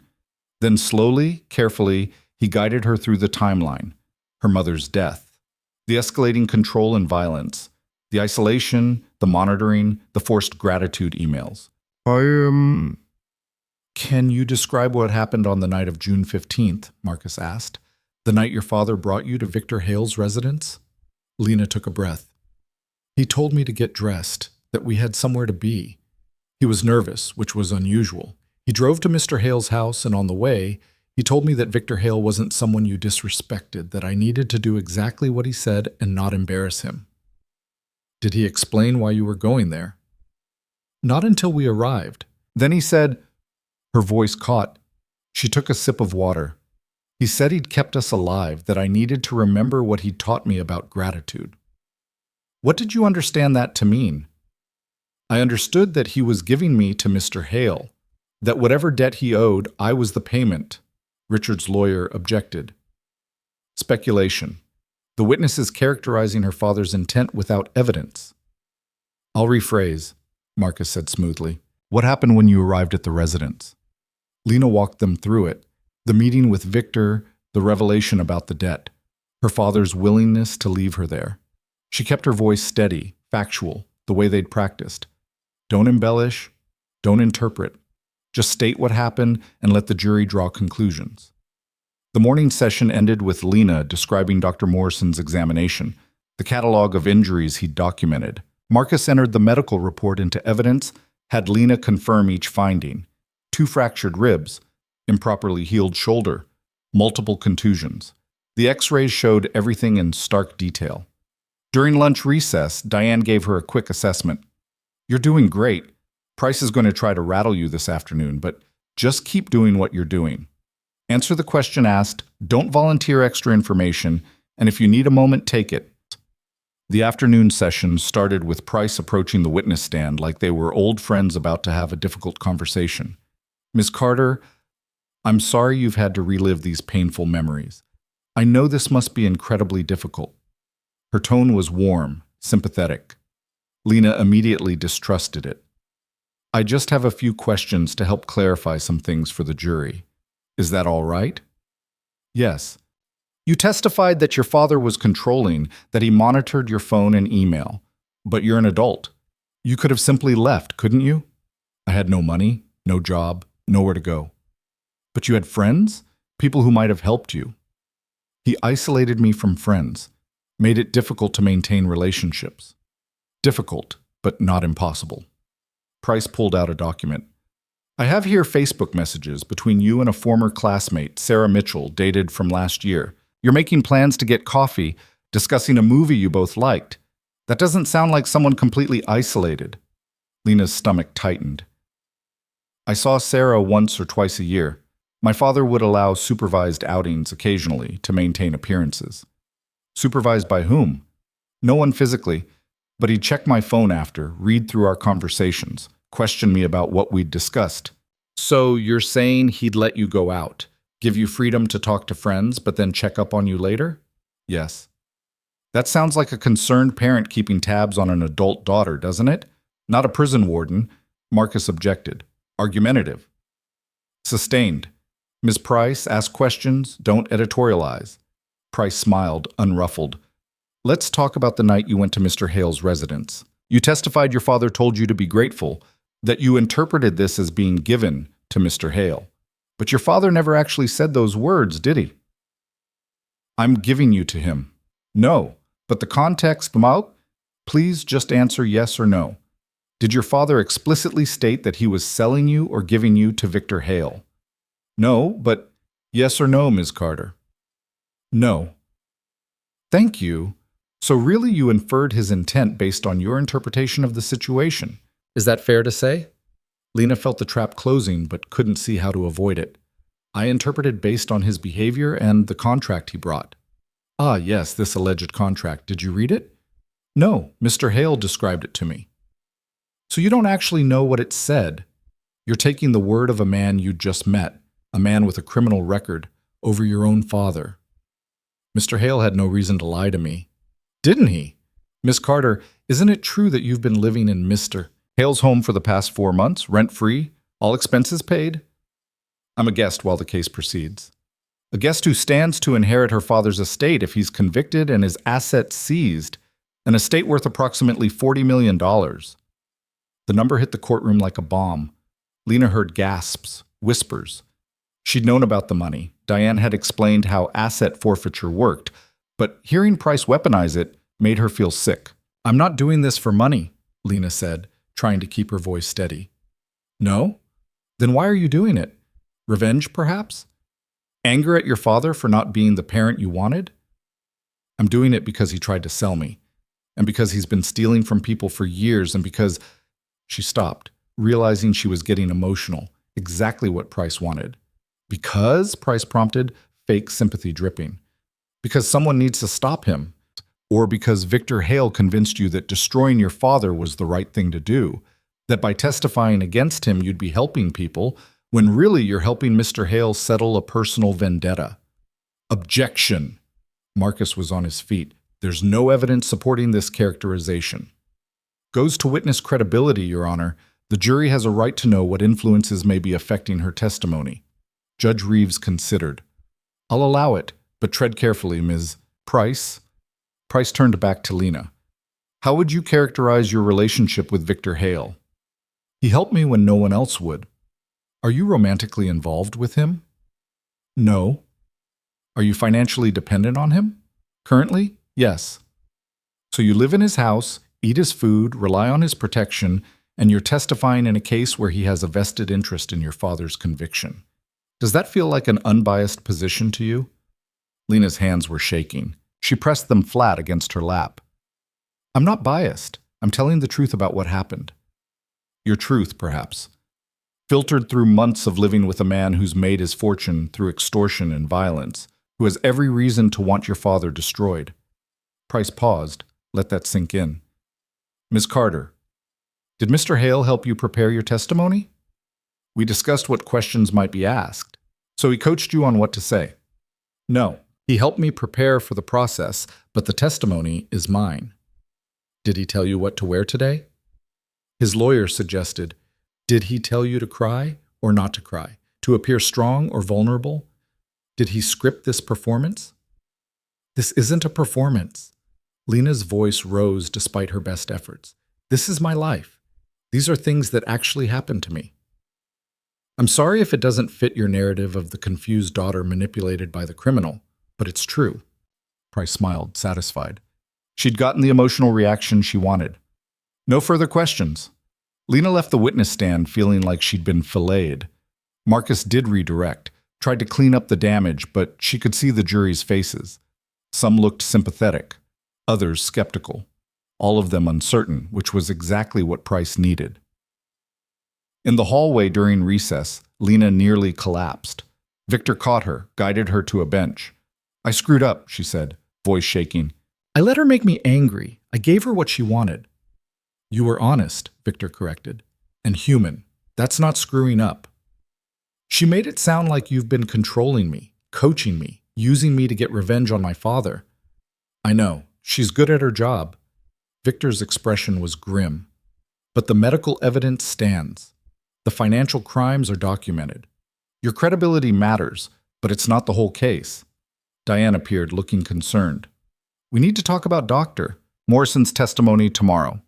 Price is going to challenge the timeline of the injuries, suggest they could have happened anywhere. We need to be ready for that. The trial continued for another week. Medical experts, character witnesses, more investors describing how Richard had stolen their retirement funds.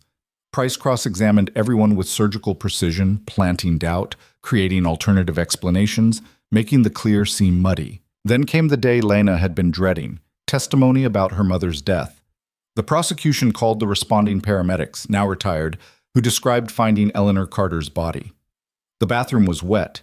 There were signs of struggle, but Richard had been so distraught, so convincing in his grief, that they'd accepted his story of an accidental drowning. "Did anyone examine Mr. Carter for injuries?" Marcus asked. "No, he was the grieving husband. We were focused on the victim and the child." The child being Lena Carter, then 12 years old? "Yes. She was in shock. Wouldn't speak. We tried to comfort her, but she just stared." "Did she ever indicate that she'd witnessed what happened?" "Not that night. We assumed she'd found the body after the fact. But she hadn't. She'd watched the whole thing from the hallway, frozen in terror, as her father held her mother under the water. And when it was over, when he'd called 911 and performed his grief for the responders, she'd stayed silent. Because she was 12 and terrified, and her mother was already dead. Speaking up wouldn't bring her back. It would just make the monster angry. Price, of course, tore that narrative apart. "So, let me understand, Ms. Carter. You're claiming you witnessed your mother's murder, but you never told anyone? Not the police, not a teacher, not a friend? For 11 years, you kept this supposedly traumatic secret?" "Yes." "Why?" "Because I was afraid, and because I didn't think anyone would believe me." Yet, now, conveniently, at a time when you're living with your father's enemy and testifying against him in a fraud trial, suddenly this memory resurfaces. "It never went away. I just never said it out loud before." "How convenient." The judge sustained Marcus's objection, but the damage was done. The jury looked doubtful. Child witnesses were unreliable. Memories from 11 years ago were suspect. And Lena's current circumstances made everything she said questionable. By the time testimony concluded and closing arguments began, Lena felt hollowed out. She'd given everything she had, her pain, her truth, her dignity. And she still didn't know if it was enough. Marcus's closing was passionate, factual, devastating.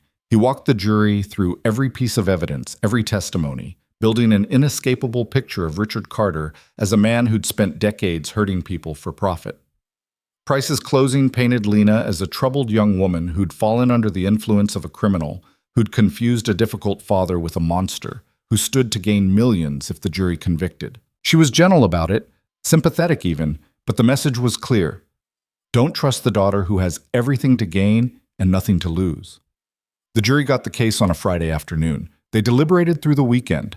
Lena spent those days in a fog, unable to eat or sleep or think about anything except 12 strangers deciding her father's fate. Monday morning, the call came.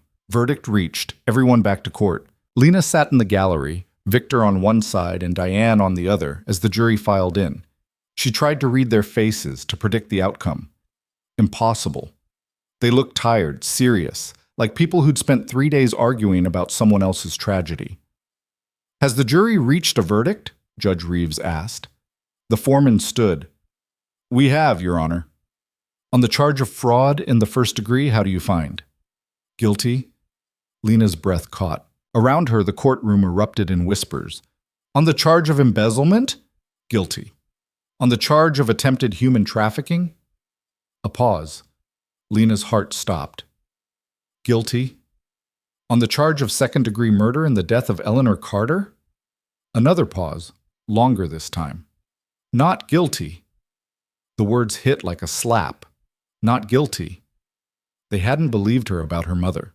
11 years of carrying that secret, finally speaking it aloud, and they'd decided she was lying. Victor's hand found hers squeezed hard. She barely felt it. The judge was still reading. Guilty on 17 counts of fraud. Guilty on attempted trafficking. Not guilty on murder. It was everything and nothing at the same time. Richard Carter sat motionless as the verdicts came down. His lawyers were already conferring, planning appeals, but for now, he'd been convicted. He'd been found guilty of trying to sell his daughter, of stealing millions, of destroying lives, just not of killing her mother. Sentencing was scheduled for 3 weeks later. As they filed out of the courtroom, reporters shouted questions. Lena ignored them, let Victor guide her through the crowd to the car. In the silence of the vehicle, she finally spoke. "They didn't believe me about my mom." "No, they didn't." So he gets away with it, with murdering her. Victor pulled into traffic, didn't answer right away. Finally, he's going to prison for the rest of his life anyway. The fraud charges alone carry 20 to 30 years. He's 61. Even with good behavior, he'll die in there. But not for killing her. No, not for that. Lena stared out the window, trying to process. Justice, partial and incomplete.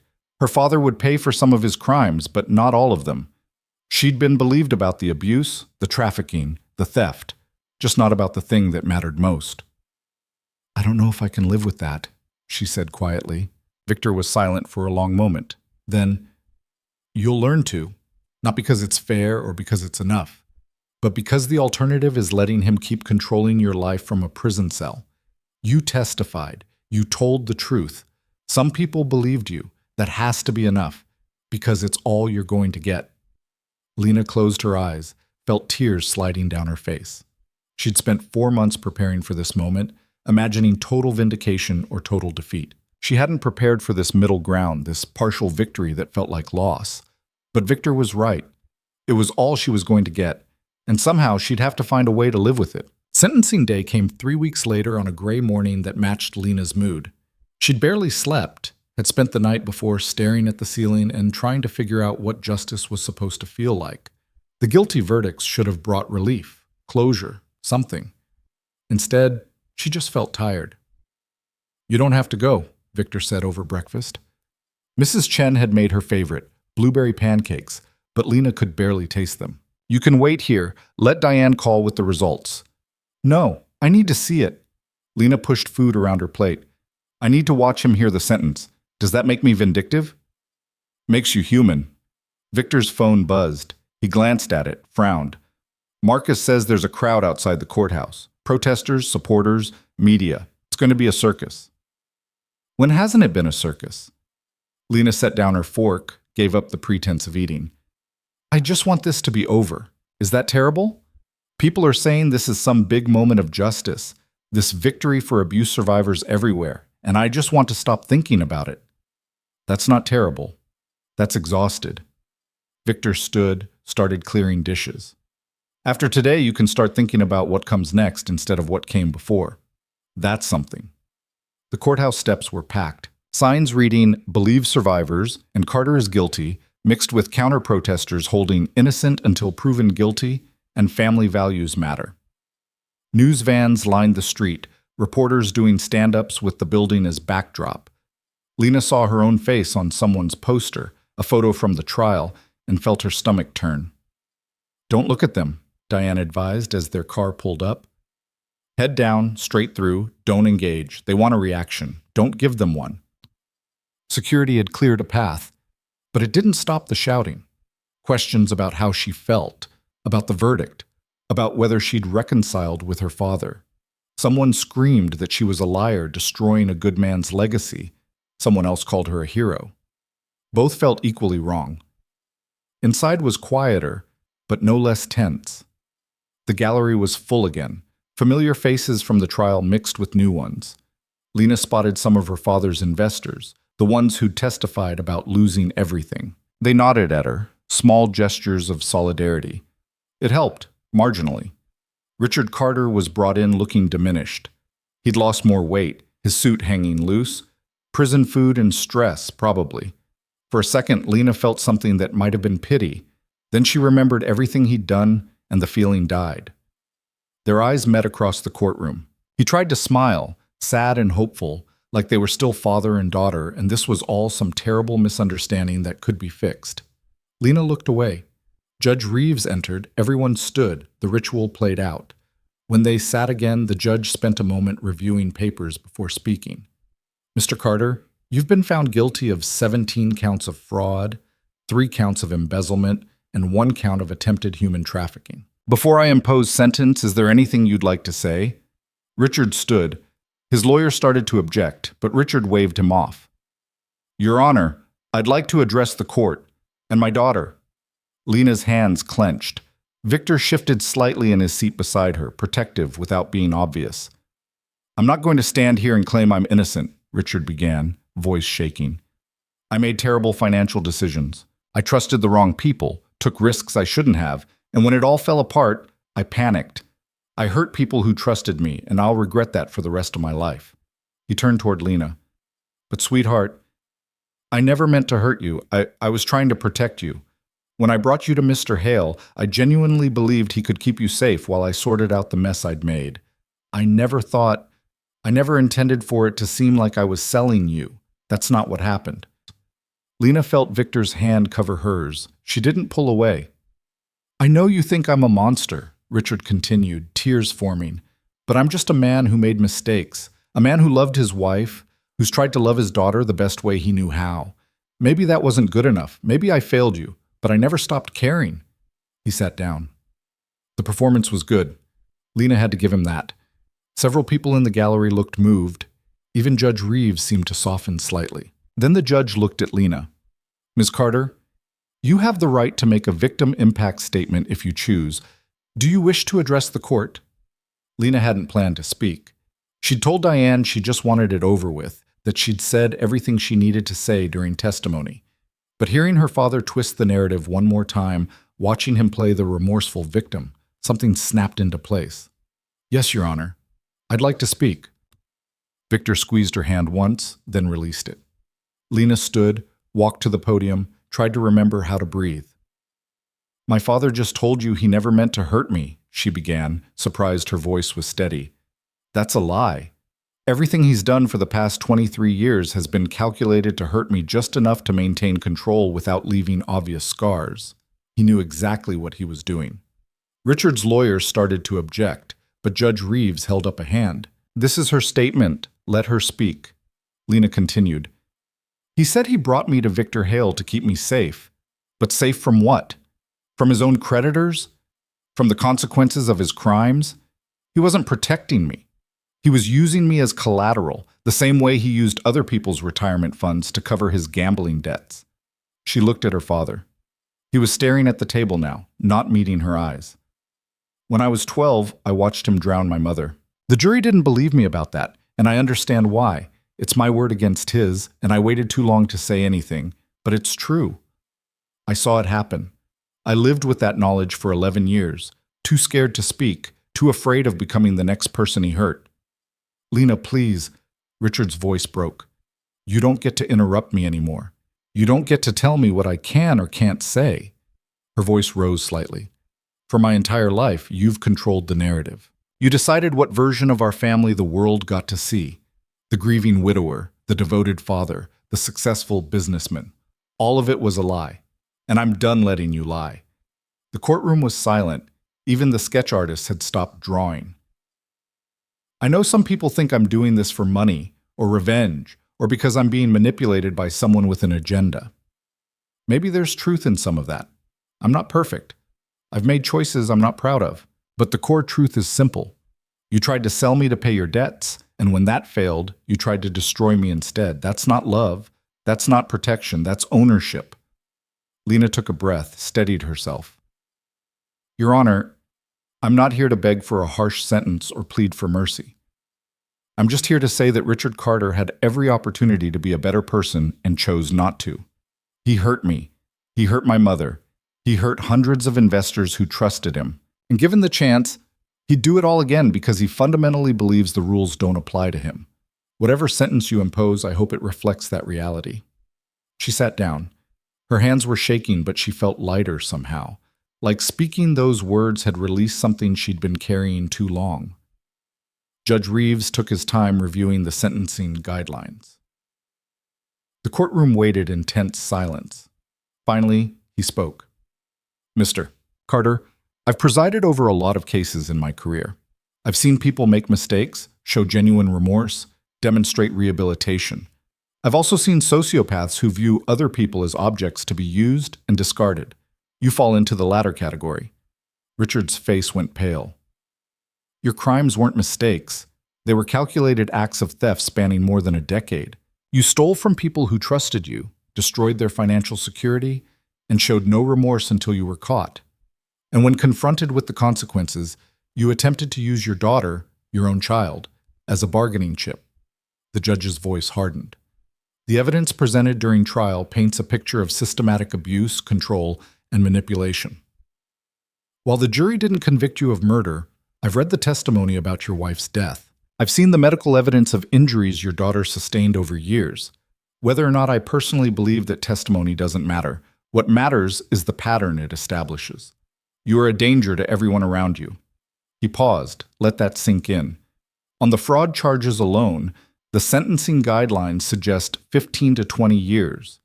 On the embezzlement charges, another 10 to 15. On the attempted trafficking charge, 10 to 25. He looked directly at Richard. I'm imposing consecutive sentences, 45 years in federal prison without possibility of parole. The number landed like a bomb, 45 years. Richard would be over 100 before he got out. He'd die in prison. His lawyers were already standing, filing objections, talking about appeals. But Lena barely heard them. She was doing the math. 45 years. Her father was 61. He'd never be free again. Furthermore, Judge Reeves continued, I'm ordering full restitution to all victims, to be paid from your seized assets. Your daughter is not entitled to any inheritance from your estate, as the court finds she's already suffered enough from your actions. The remaining assets, after victim restitution, will be donated to organizations supporting abuse survivors and financial fraud victims. He banged the gavel. We're adjourned. The courtroom erupted. Reporters rushed for the exits to file stories. Richard's lawyers surrounded him, arguing strategy. The investors who'd testified started crying, hugging each other. Lena just sat there, trying to process. Lena. Diane was in front of her, hands on her shoulders. Did you hear that? 45 years. He's never getting out. I heard. You did it. You got justice. Had she? Lena looked at her father being led away in handcuffs, lawyers still talking at him. He looked small now, defeated. Not the monster who'd haunted her nightmares, just a pathetic old man who'd finally run out of options. Outside, they had to fight through the crowd again. More questions, more cameras, more strangers with opinions about her life. Victor kept her moving, hand on her back, not letting anyone get too close. They made it to the car, doors locked, pulling away from the chaos. How do you feel? Victor asked once they'd cleared the worst of the traffic. Lena considered. Empty. I thought I'd feel vindicated or relieved or something, but I just feel empty. That's normal. You've been running on adrenaline and purpose for months. Now that it's over, you're crashing. Is it over, though? He'll appeal. This will drag on for years. The appeals will fail. The evidence is solid. The conviction is sound. He's done, Lena. Really done. Victor glanced at her. The question is, what do you do now? She hadn't let herself think that far ahead. The trial had consumed everything. But now, sitting in this car on a gray afternoon with her father headed to prison, she had to face the future. I don't know, she admitted. I've spent my whole life being his daughter, then being his victim, then being his opponent. I don't know how to just be Lena. You have time to figure it out. They drove in silence for a while. Then Lena said, I want to do something with the publicity. The trial, the media coverage, people are paying attention. I should use that somehow. Use it how? I don't know yet. Something that helps other people. Something that takes all this pain and turns it into something useful. She looked at Victor. Is that crazy? No, it's probably the sanest thing you've said in weeks. Over the next few months, Lena started to rebuild. Therapy, twice a week with someone who specialized in trauma and abuse. It was hard work, harder than the trial in some ways. No performance, no audience, just sitting with her own pain and trying to make sense of it. She started writing too. Not a memoir, she wasn't ready for that. Might never be. Just processing, putting words to experiences she'd never been allowed to name before. Some of it was terrible, melodramatic teenage poetry about pain. Some of it was clearer, sharper, looking at patterns and systems instead of just her own story. One afternoon, she showed Victor an essay she'd written about financial abuse as a control mechanism. He read it carefully, then looked up. This is good, really good, you should publish it. Nobody wants to read my thoughts on abuse dynamics. You're wrong. After the trial, you have a platform. People will read this because you wrote it, and then they'll keep reading because it's insightful. He handed back the pages. Don't waste that platform hiding. She sent the essay to a magazine that focused on social justice issues. They published it within a week. The response was overwhelming. Hundreds of comments from people sharing their own stories, recognizing the patterns Lena described, feeling seen for the first time. So she wrote another essay, and another, about coercive control, about why victims don't just leave, about the intersection of financial crime and domestic abuse. Each one generated more responses, more stories, more people saying, "This happened to me too." 6 months after the trial, a nonprofit that worked with abuse survivors reached out. They were opening a new shelter, specifically for women escaping economic abuse, women whose partners controlled all the money, all the resources, all the escape routes. Would Lena be interested in serving on their advisory board? She said yes, started attending meetings, learning about the complex work of helping people rebuild from nothing. The shelter needed funding, volunteers, public awareness. Lena used her new platform to help with all three. It wasn't enough. The shelter could house 12 women at a time, but there were hundreds who needed help. The waiting list was heartbreaking. "We need more space," Lena told Victor over dinner one night. "More resources. These women are desperate and we're turning them away. So start your own shelter." She laughed. "With what money? I'm living in your house, remember?" "Your father's assets were seized. After victim restitution, there's still about $8 million left over. Judge Reeves said it should go to organizations helping abuse survivors. You could petition the court to allocate some of that towards starting a shelter." Lena stared at him. "Use his money to help his victims. There's a certain poetry to that. More than poetry. It's justice. The kind that actually helps people instead of just punishing the guilty." She filed the petition. The court approved it, allocating $3 million toward establishing a comprehensive shelter for women escaping abuse, physical, emotional, financial. Lena threw herself into the work with the same intensity she'd brought to destroying her father. Location scouting, hiring staff, developing programs. Learning everything about running a nonprofit from people who'd been doing it for decades. One evening, sitting in what would become the shelter's common room, surrounded by paint swatches and furniture catalogs, Lena looked up to find Victor watching her. "What? You're different. Happy, almost.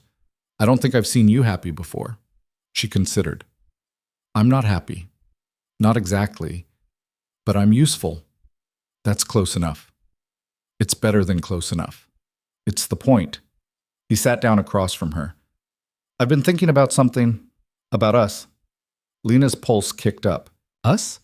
This arrangement, you living here, me helping with the shelter project, it's worked because we both needed it. But you don't need it anymore. You're stable, funded, building something real. So I wanted to ask, do you want to stay because you have to, or because you want to?" The question hung between them. Lena thought about the past 8 months, how Victor's house had transformed from refuge to home, how Mrs. Chen's cooking had become comfort instead of charity, how Victor himself had shifted from savior to friend to something more complicated. "What if I said I want to?" she asked carefully. "Then I'd say I want that too. But I need you to be sure you're choosing it, not just defaulting because it's easier than figuring out the alternative." "I'm sure." She was surprised to find it was true. "You've never tried to control me, never made me feel like I owed you. You've just been here, present. That's something I want to keep." Victor smiled, rare and genuine. "Okay then, you stay. Just like that? Just like that?" The shelter opened in April, almost a year after the trial. They called it Haven House, simple and direct. 12 beds to start, plans to expand, services for job training, legal assistance, financial literacy, mental health support. Everything Lena wished she'd had when she was trapped. The opening ceremony was small, just staff and board members and a few reporters. Lena gave a short speech about turning pain into purpose, about how survival was just the first step. The real work was building something after. "This place exists because bad things happen," she said, looking at the small crowd. "But it doesn't exist to wallow in those bad things. It exists to help people move forward, to give them resources, tools, time to figure out what they want their lives to look like. That's what Haven House is for, not just escape, but transformation." After the ceremony, she found a quiet moment alone in what would be the intake office. Sat at the desk, imagining the women who'd sit here next week, next month, next year. each one carrying their own version of what she'd survived, each one deserving better than they'd gotten. Her phone buzzed. A message from a number she didn't recognize. She almost deleted it. Still got plenty of hate from people who thought she'd destroyed an innocent man. But something made her open it. "Ms. Carter, you don't know me. My name is Jennifer. I testified at your father's trial about the money he stole from my retirement fund. I just wanted to say thank you, not just for getting justice, but for what you're doing now. My daughter left an abusive marriage last month, and I sent her information about Haven House. She's on the waiting list. The fact that something good came from something so terrible, that means everything. Thank you." Lena read it twice, felt tears building. She'd gotten hundreds of messages over the past year, but this one hit differently. This was the point. Not revenge, not vindication. Connection. Helping someone she'd never meet because someone had helped her. She saved the message, added it to a folder she'd started keeping. Reminders of why this work mattered on days when it felt too hard. 2 years after the trial, Haven House had expanded twice. 24 beds now, a second location in the works. Lena had hired a proper executive director so she could focus on advocacy and fundraising instead of day-to-day operations. She'd become someone people recognized, invited to speak at conferences and universities about abuse, survival, systemic change. She still had bad days, days when her father's voice echoed in her head, telling her she was worthless, that she'd never amount to anything without him. Days when she woke up convinced it had all been a mistake, that she should have stayed silent, should have protected the family name. But those days were getting rarer. And when they came, she had tools now: therapy, community, purpose. Victor, who'd somehow become the most stable relationship she'd ever had despite, or maybe because of, the unconventional way it started. One evening in June, 3 years after the night her father had driven her to Victor's mansion, Lena stood in the garden where she'd spent that first night trying to process what was happening. The roses were in bloom again, the same ones she'd seen through the window when everything was terrifying and unknown. Victor found her there, handed her a glass of wine. Reminiscing? Kind of, thinking about how different everything is.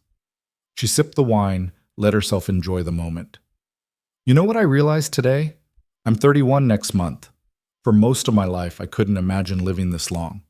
Couldn't picture a future where I was free, where I had choices. And now here I am, planning the third Haven House location and arguing with contractors about bathroom fixtures. Glamorous life you've built." "It really is," she smiled. "Not what I would have chosen if you'd asked me at 23 what I wanted, but better than anything I could have imagined." "What would you have chosen? At 23? Lena thought about it. "Small, safe, invisible. I would have chosen a life where nobody noticed me and nothing ever happened. Just quiet survival until I died." She looked at Victor. "I'm glad I didn't get that." "Me too." They stood in comfortable silence, watching the sky fade from blue to purple. Somewhere across the city, women were walking into Haven House for the first time, scared and hopeful and unsure what came next. Lena remembered that feeling, would always remember it. Her phone rang, the executive director calling about a potential major donor who wanted to meet. Lena answered, shifted into work mode, started discussing strategy and talking points. When she hung up, Victor was watching her with that expression he got sometimes, pride mixed with something softer. "What?" she asked. "Nothing. Just thinking about the girl who showed up here 3 years ago, bruised and terrified, convinced she was being delivered to a monster." He paused. "You've come a long way." "We both have." And it was true. Victor had shifted his business over the past few years, moving away from the gray areas that had built his reputation. Not going legitimate exactly, he was still Victor Hale, still someone people feared and respected, but choosing his battles more carefully, using his resources to support things like Haven House instead of just maintaining power. "Think your father ever regrets it?" Victor asked. "Selling you to me?" Lena considered. "Probably, but not because he hurt me. Because it didn't work. Because I survived. And he didn't." She set down her wine glass. "I used to fantasize about visiting him in prison, showing him everything I've built, proving I became someone despite his best efforts to destroy me. But I don't think I need to anymore." "Why not?" because he doesn't get to see this version of me. This is mine. He doesn't deserve to know about it. It was the truest thing she'd said in years. Her father had spent her childhood and young adulthood making her small, controllable, his to shape. But the woman she'd become, the one who ran a nonprofit, who spoke at conferences, who helped other women escape their own versions of Richard Carter, that woman was entirely her own creation. 4 years after the trial, Lena got a call from the prison. Her father was sick, they said. Cancer, advanced. He had maybe 6 months. Did she want to be notified of his condition? She said no. Then spent 3 days questioning that decision. You don't owe him a deathbed reconciliation, Victor said when she brought it up. You don't owe him closure or forgiveness or even acknowledgement. You get to decide what relationship, if any, you have with him now. What if I regret it later? What if he dies and I never got to say... She stopped. To say what? I don't know what I'd say. Then maybe that's your answer. In the end, she wrote him a letter. Not for him, really, for herself. Everything she'd never said, never been allowed to say. How his abuse had shaped her, how his choices had stolen years of her life. How his attempt to sell her had been both the worst thing he'd ever done and the catalyst for her escape. She ended with this. You tried to make me nothing. You failed. I'm more than you ever were, and I built it from the wreckage you left behind. I don't forgive you. I don't hate you anymore either. You're just a sad man who chose power over love, and now you're dying alone because of it. That's justice enough. She mailed it, felt lighter after. Didn't know if he read it, didn't care. It was done. He died 4 months later. The prison called to notify her, asked if she wanted his remains. She said no. They could handle the burial. She didn't need to be involved. There was no funeral, no memorial service. Richard Carter died as he'd lived, surrounded by the consequences of his own choices, with no one left who cared enough to mourn. Lena felt nothing when she got the news. Not relief, not grief, not vindication. Just a quiet acknowledgement that a chapter had finally closed. 5 years after the trial, Haven House was operating 4 locations across 2 states. They'd helped over 300 women escape abuse, rebuild their lives, find stability and safety. Lena had become a recognized advocate. Testimony she'd given had influenced policy changes, legislation protecting victims of financial abuse. She'd also, tentatively, started dating. Not Victor. They'd tried it briefly and realized they worked better as friends, as partners in purpose rather than romance. But a woman she'd met at a conference, someone who worked in legal aid and understood the complexity of surviving trauma. It was slow, careful, nothing like the intense codependency that had characterized her relationship with her father. Just 2 people learning each other at a pace that felt safe. One afternoon, Lena got an email from a doctoral student researching abuse recovery. Could she be interviewed about her experience, her work with Haven House, how she'd transformed trauma into advocacy? During the interview, the student asked, "Do you ever think about what your life would be like if your father hadn't tried to sell you? If you'd escaped some other way, or never escaped at all?" Lena thought carefully before answering. "I used to play that game a lot. What if I'd reported the abuse earlier? What if I'd left home at 18? What if my mom had survived? But those what-ifs don't help. They just keep you stuck in the past, in versions of yourself that don't exist." "So you don't wish it had happened differently?" "I wish I hadn't been abused. I wish my mother hadn't died. I wish my father had been a different person." Lena paused. "But I don't wish away the person I became because of what happened. Does that make sense? I wouldn't have started Haven House if I hadn't survived what I survived. I wouldn't understand what these women need if I hadn't needed it myself. So no, I don't wish it had happened differently. I just wish it hadn't been necessary." After the interview, Lena sat in her office at Haven House, a real office now, with her name on the door and everything, and looked at the photos on her desk. The staff at the ribbon cutting for Location 4. A thank you card from a former resident who'd gotten her degree and opened her own business. A candid shot of her and Victor at a fundraiser, both of them laughing at something Mrs. Chen had said. This was her life now. Not perfect, not without scars, but hers. Chosen, built, defended. Her father had tried to sell her like property, and in doing so had accidentally set her free. 7 years after the trial, Lena was invited to speak at a national conference on domestic violence.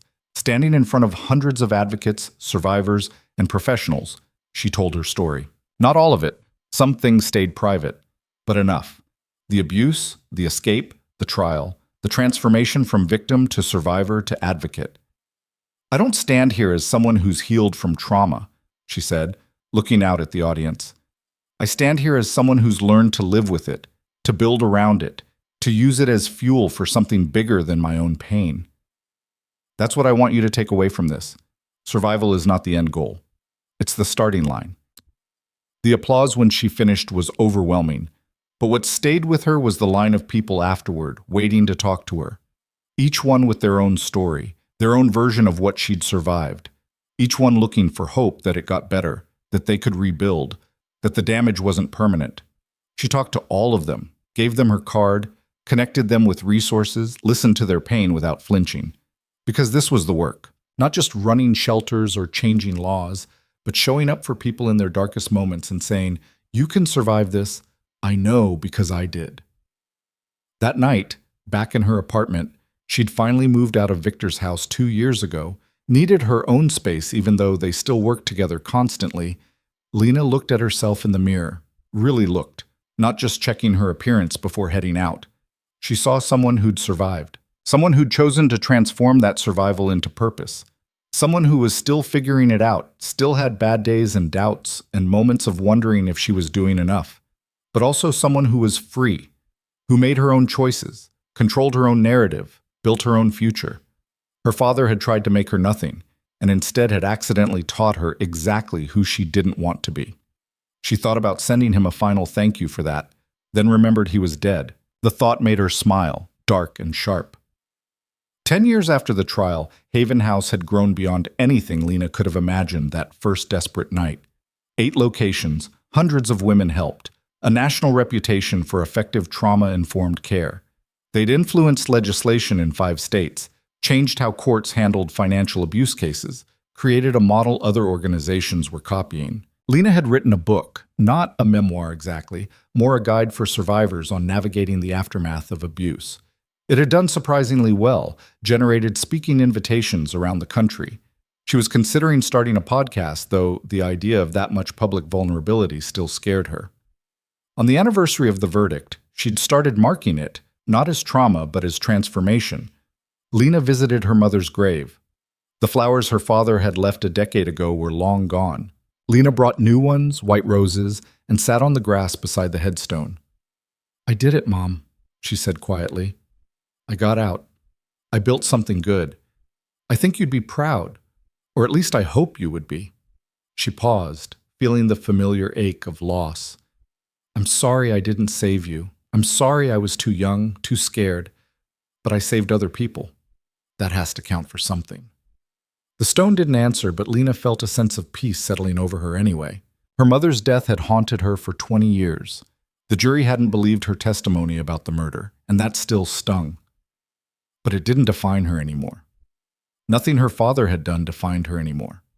She was Lena Carter, survivor, advocate, founder of Haven House. A woman who'd been sold like property and had transformed that dehumanization into a mission to help others escape the same fate. A woman who'd faced her abuser in court and won, even if the victory was incomplete. A woman who'd learned that healing wasn't about erasing the past. It was about building a future that wasn't controlled by it. That was enough. It had to be enough. And increasingly, it was. Walking back to her car, Lena's phone buzzed with a message from the Haven House director. A new resident had just arrived, scared and hopeful and unsure what came next. Could Lena stop by later to welcome her? Lena smiled and texted back yes, because this was the work. This was the point. Not dwelling on what had been done to her, but using that experience to light the way for others still finding their path out of darkness. She'd been the girl sold by her father to pay his debts. She'd been the victim who'd survived against the odds. She'd been the witness who'd faced her abuser in court. Now she was something more, something she'd built herself, from pieces of pain transformed into purpose. And that, finally, was justice.